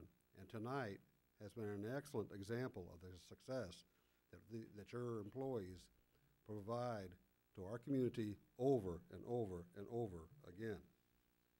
Again, it's somewhat ironic to talk about Teacher Appreciation Day when I'm reviewing the recommended budget that is under consideration at this time. Let me tell you some of the things we can be thankful for. We can be thankful for furloughs.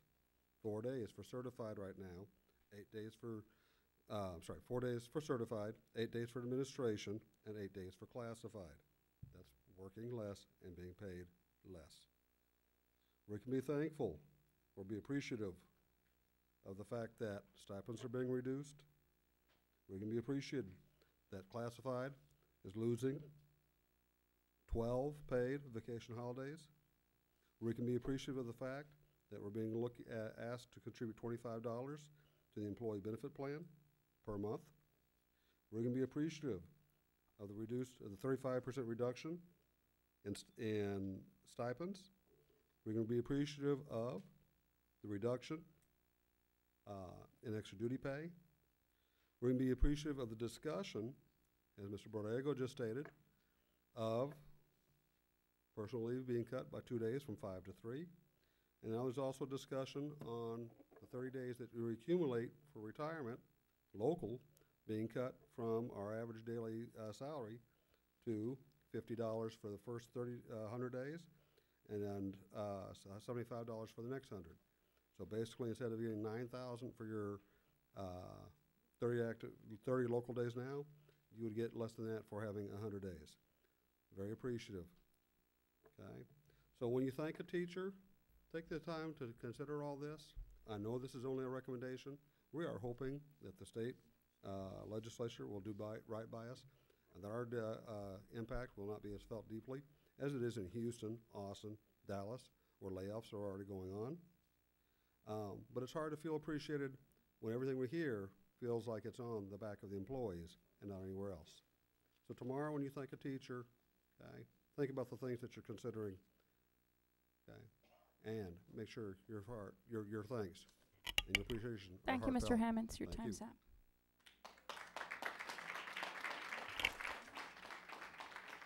We now go to Andy Hansen, miscellaneous. Hagan, sorry. Andy Hagan. Thank you and good evening, Madam Chair, Mr. Superintendent, Board of Directors, District Administrators, faculty, staff, visitors, and guests. My name is Andy Hagan. I'm here today with the purpose of sharing with you two things. First, it's a bit of good news. Dr. Elsa Cardenas Hagan was invited by former First Lady Barbara Bush to be a presenter at her fundraiser this past Thursday. In speaking and revealing the story of Brownsville and how Brownsville was successful in moving the bar, if you will, in the initiative of reading, starting back in 1996 with the formation of the Brownsville Reads, and continuing on, taking up the challenge of former Governor George W. Bush in his reading initiative, and finally culminating with the what we consider as the Nobel Prize of Education, the Broad Award. It was well received.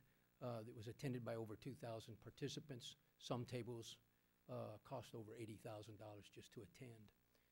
At that point in time, Barbara Bush was, going back a little bit, Barbara Bush was actually an attendee of a previous engagement where she heard Elsa speak and was so moved by this story, your story, our story, in the area of education and meeting the challenges head-on in reading, that she invited her to this particular function. With that being said, at the end of Elsa's presentation, or Dr. Hagen's presentation, Barbara Bush approached her, gave her a big hug, and presented her with a check. This check and the proceeds in that check will be used to formally commit to a challenge grant that has been bestowed upon us as a Brownsville district in order to underwrite the certification of dyslexia specialists in your district. It will underwrite all the costs of being able to enable qualified individuals to become certified in dyslexia. If this is supported by the board, which I would encourage you to support, she will move forward then and talk with administration. And upon fulfillment of these certifications, there's enough money there to be able to place a certified dyslexia specialist on every campus. If this is achieved, let me restate that when it's achieved, you'll be the first district in the nation to have such a goal accomplished. So again, this is the challenge, and this is where we're at. My second point here in purpose is again to address, as Mr. Borrego did, the items scheduled for 12A personnel matters under item 33 and 35. Basically, we would be opposed, and I've aired my, don't want to repeat the same position as we did two meetings ago, but my colleagues and I would be opposed to any decision or action that would negatively impact our current employment status of our superintendent. We think he's doing a fantastic job, and unless we hear reasons otherwise, I would encourage you to put it behind you. Let's not fix blame, let's fix problems. Let's move on to meet the challenges that will be available and will be confronted with in the near future. And you have the opportunity as a collective board and as a district, spearheaded by the superintendent, to be an example in the nation, to literally set the bar and show that we can be successful in one of the poorest cities in the nation. We can, despite these challenges and obstacles, we can overcome and fulfill our needs and meet the missions of the BISD district. So with that, I'll close. Thank you very much. Time's up, Appreciate Mr. your time. Hagen. Thank you so very much.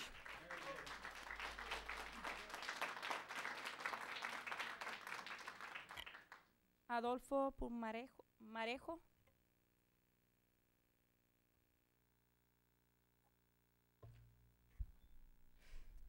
Good afternoon. My name is Adolfo Pumarejo. I'm Karen Yanis, and we are here today to voice our views on the administrative changes that have occurred currently at our school. Cummings Middle School. Before our principal left, I remember our school having more discipline, and when the principal suddenly left without notice, the school changed. I remember our principal as a devoted principal. It didn't make sense to have removed our principal just a few weeks before taking our tax exam. I, as part of the student body at Cummings Middle School, do not think that it is something we deserve. We've had so many changes in the past several weeks at school that I would not find myself surprised if the principal at school today left and were replaced with someone else. All of the students, but even more so the 8th graders, have lost something because of these changes. I think it's unfair that our last year in middle school should end with us 8th graders feeling like we've left nothing behind, because isn't something always left behind? Thank you very much. Our principal used to set limits in our school. The only thing we're asking is for her to just come back. We really miss her, Thank you. Thank you so very much, son.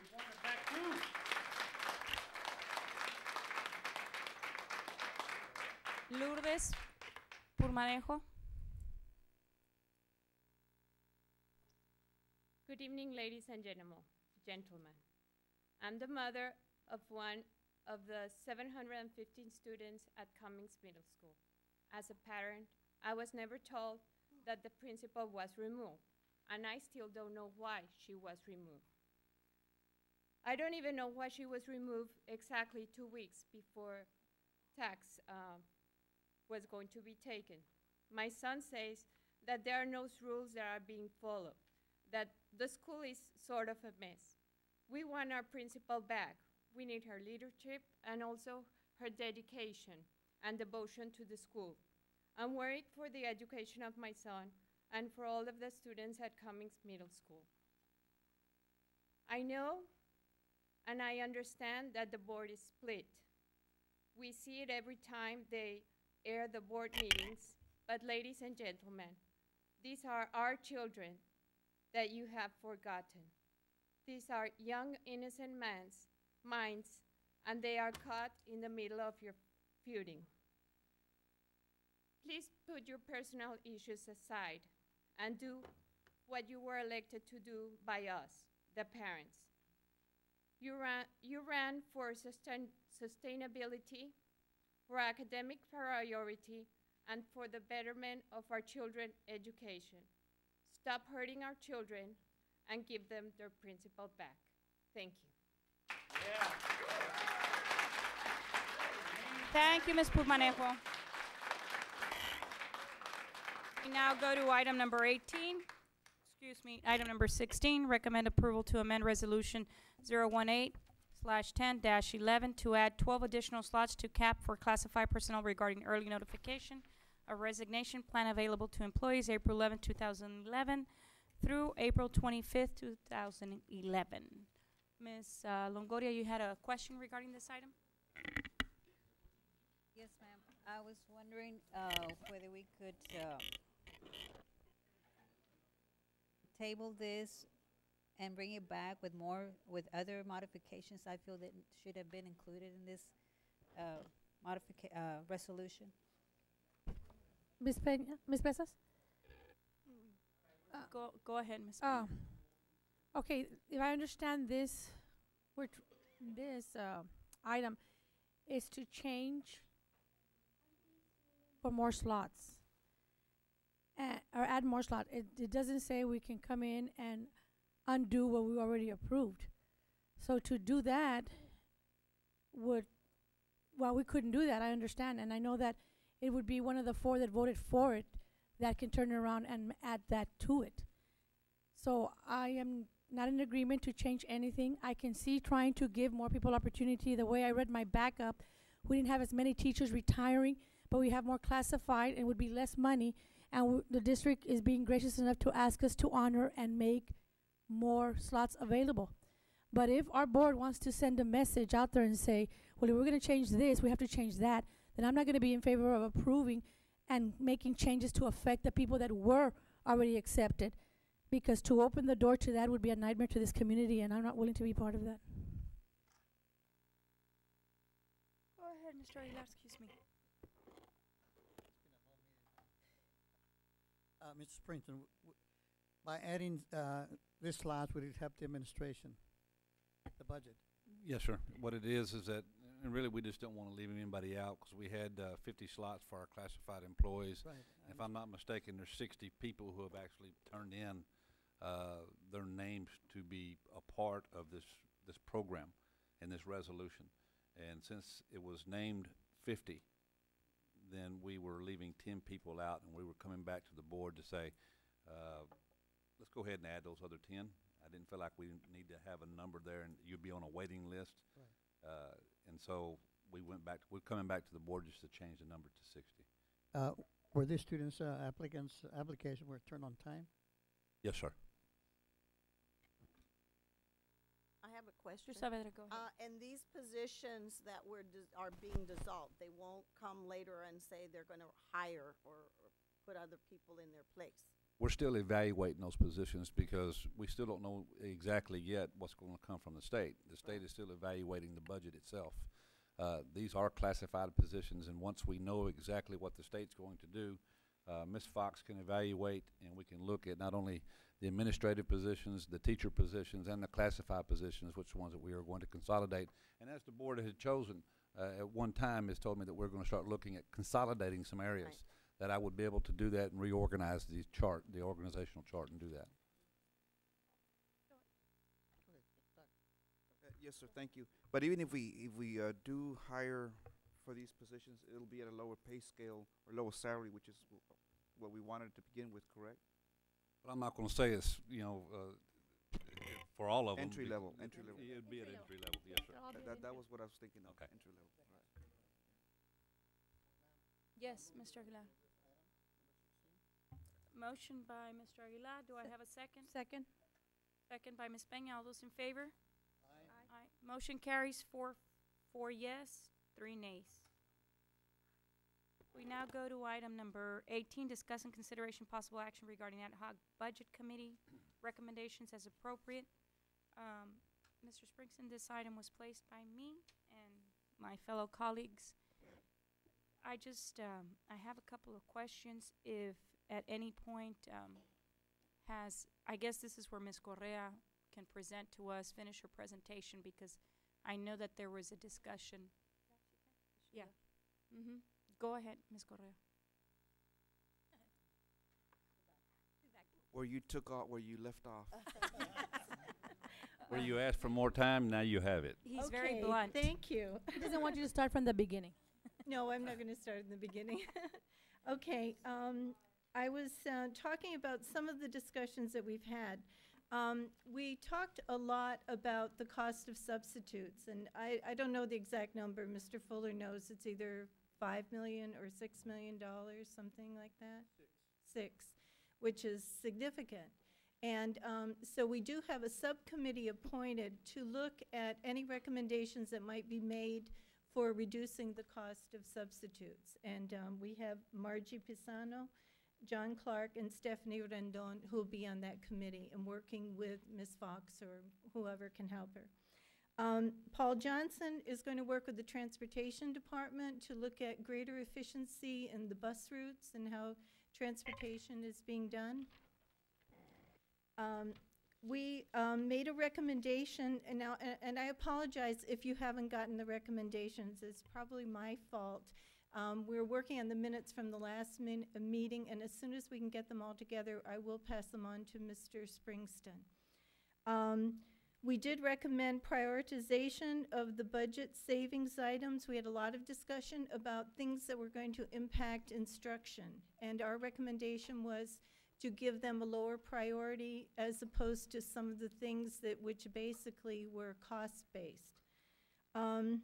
We talked about the retire rehire program in which the district has rehired retirees, and I'm a retiree, but at the same time, if it comes down to the possibility of teachers not having employment or, employees in the district, we would recommend that the district take a look at that. From our information from Mr. Fuller, that program costs about $1 million a year. And so if we can have someone who is in the employment field, to be employed, have a job as opposed to a retiree, we feel that that should be looked at. And we know that there are areas in which you want the retirees because of their expertise or it's a certain field. That's fine, but we really think it should be looked at. We're looking at sick leave, and we have a few people who are looking at the board policy regarding days that are paid when you retire, like unused sick leave days, and trying to make a recommendation which is going to have a greater impact on the, on reducing the number of subs, and we will be bringing that forward. There was a big discussion about the cuts to classified personnel. There were some of the things were cuts to their days and maybe holidays, and for the most part, the committee is not in favor of targeting, I guess, classified.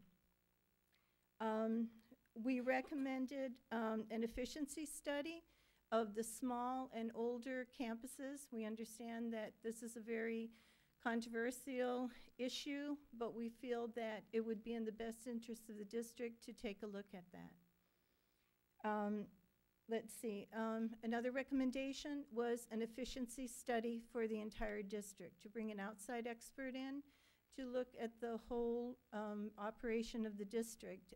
I mean, we're doing the best that we're not experts at this, and we feel that you probably would get a good cash flow by bringing in a good firm that could look at every aspect of the district. So that's pretty much where we've gotten so far. As Mr. Springson mentioned, we have another meeting coming up.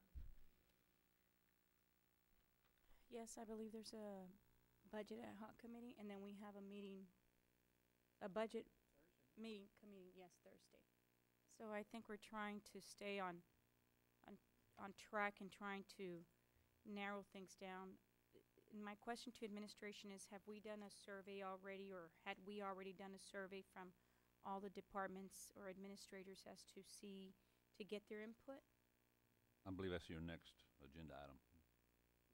Yeah, no, it was. That's number 19. That's number, okay, yeah, number 19.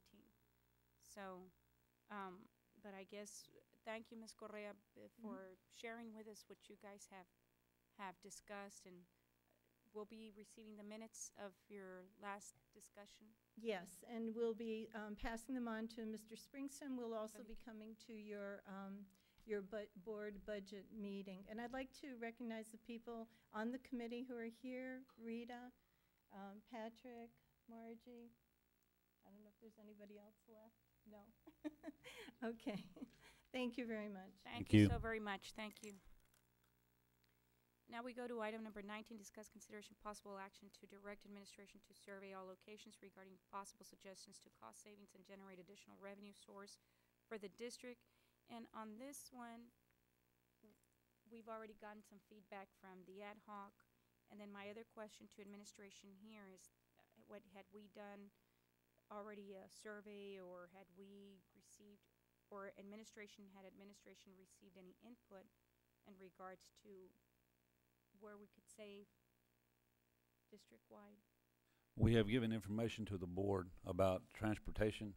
We have given information to the board about food service.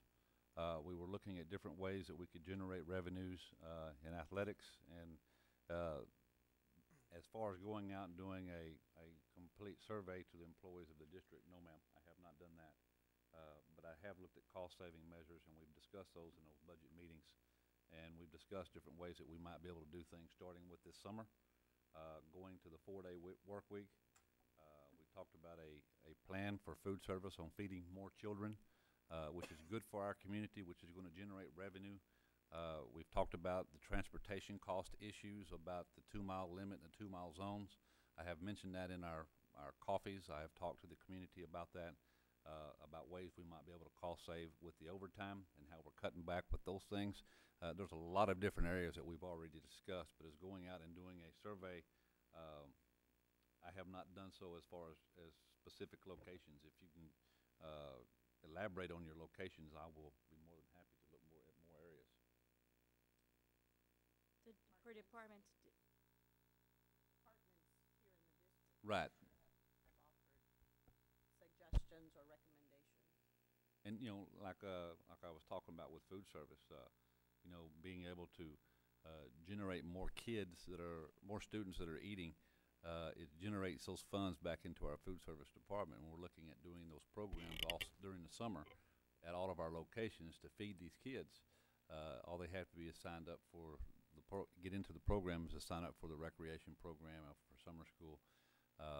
We looked at gone blank. We went over and we talked about cutting back, of course, on all the overtime, except for what we were doing with security at the moment, because right now is a time that we're trying to keep all of our children safe. But we're looking at different areas on cutting back with that too, aren't we, Chief? We've discussed that in different ways and different measures. We're looking at the expansion also of the grants program, so that we can actually go out and write more grants and bring in more revenues back into the district.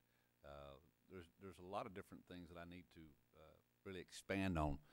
as far as what I've given you, as far as inside your Friday letters and the things that we're looking at from other districts. But I will be glad, more than happy to, have discussions with other departments like C&I. I've discussed with her. I've discussed with maintenance and Mr. Arteaga about what his cuts and what he can do and what he can do to help bring savings to our district.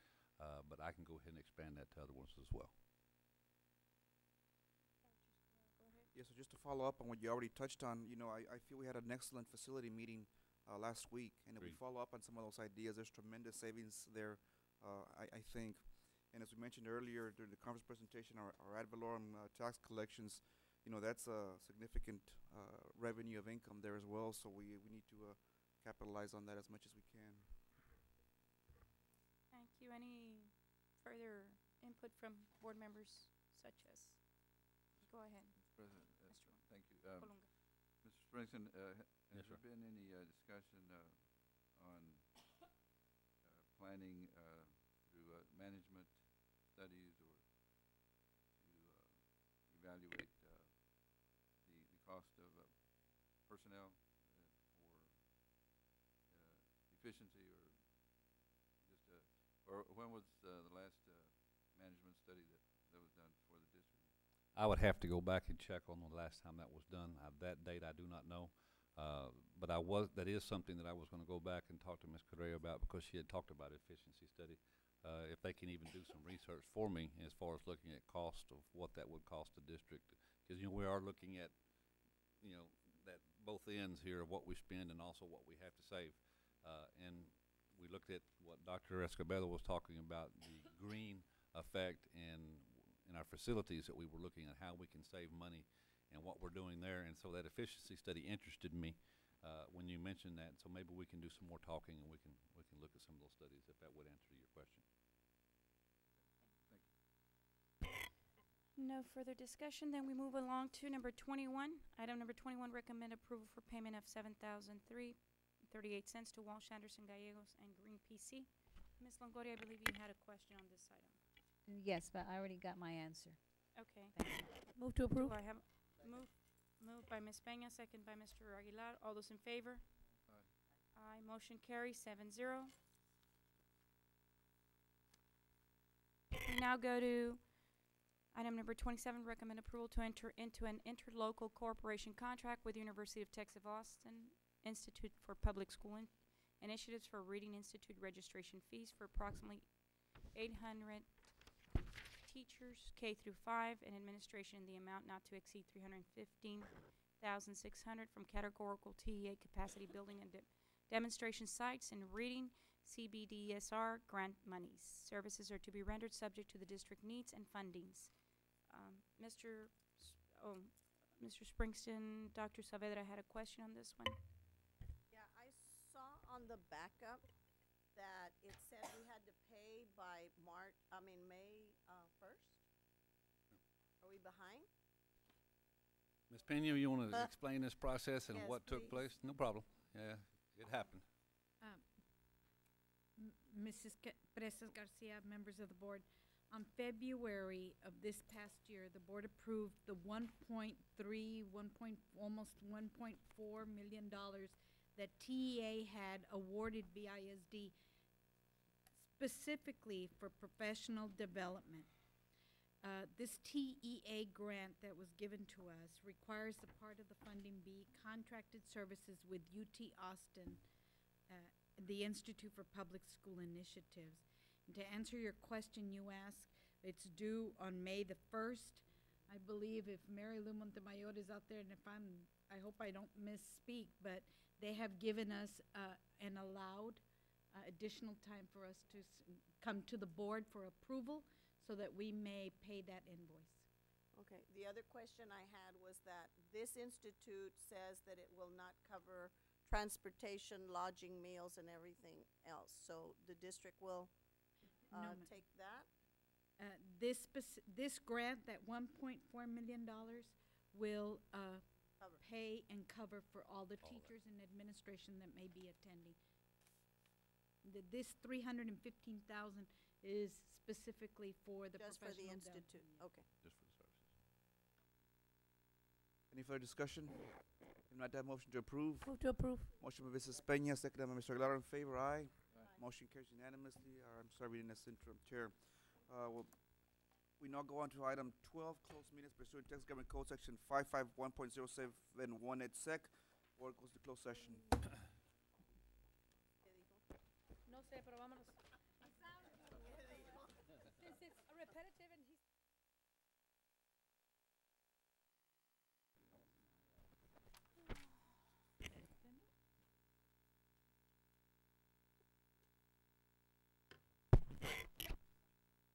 It is now 1:05. The board has reconvened. We now go to items number 30, 31, 32. I move to approve. second. Approve, motion by Dr. Scoyle, second by Ms. Peña. All those in favor? Aye. Motion carries 7-0. We now go to I move to adjourn. adjourn. Second. Wait. No, wait a We minute. have There's items- one. No.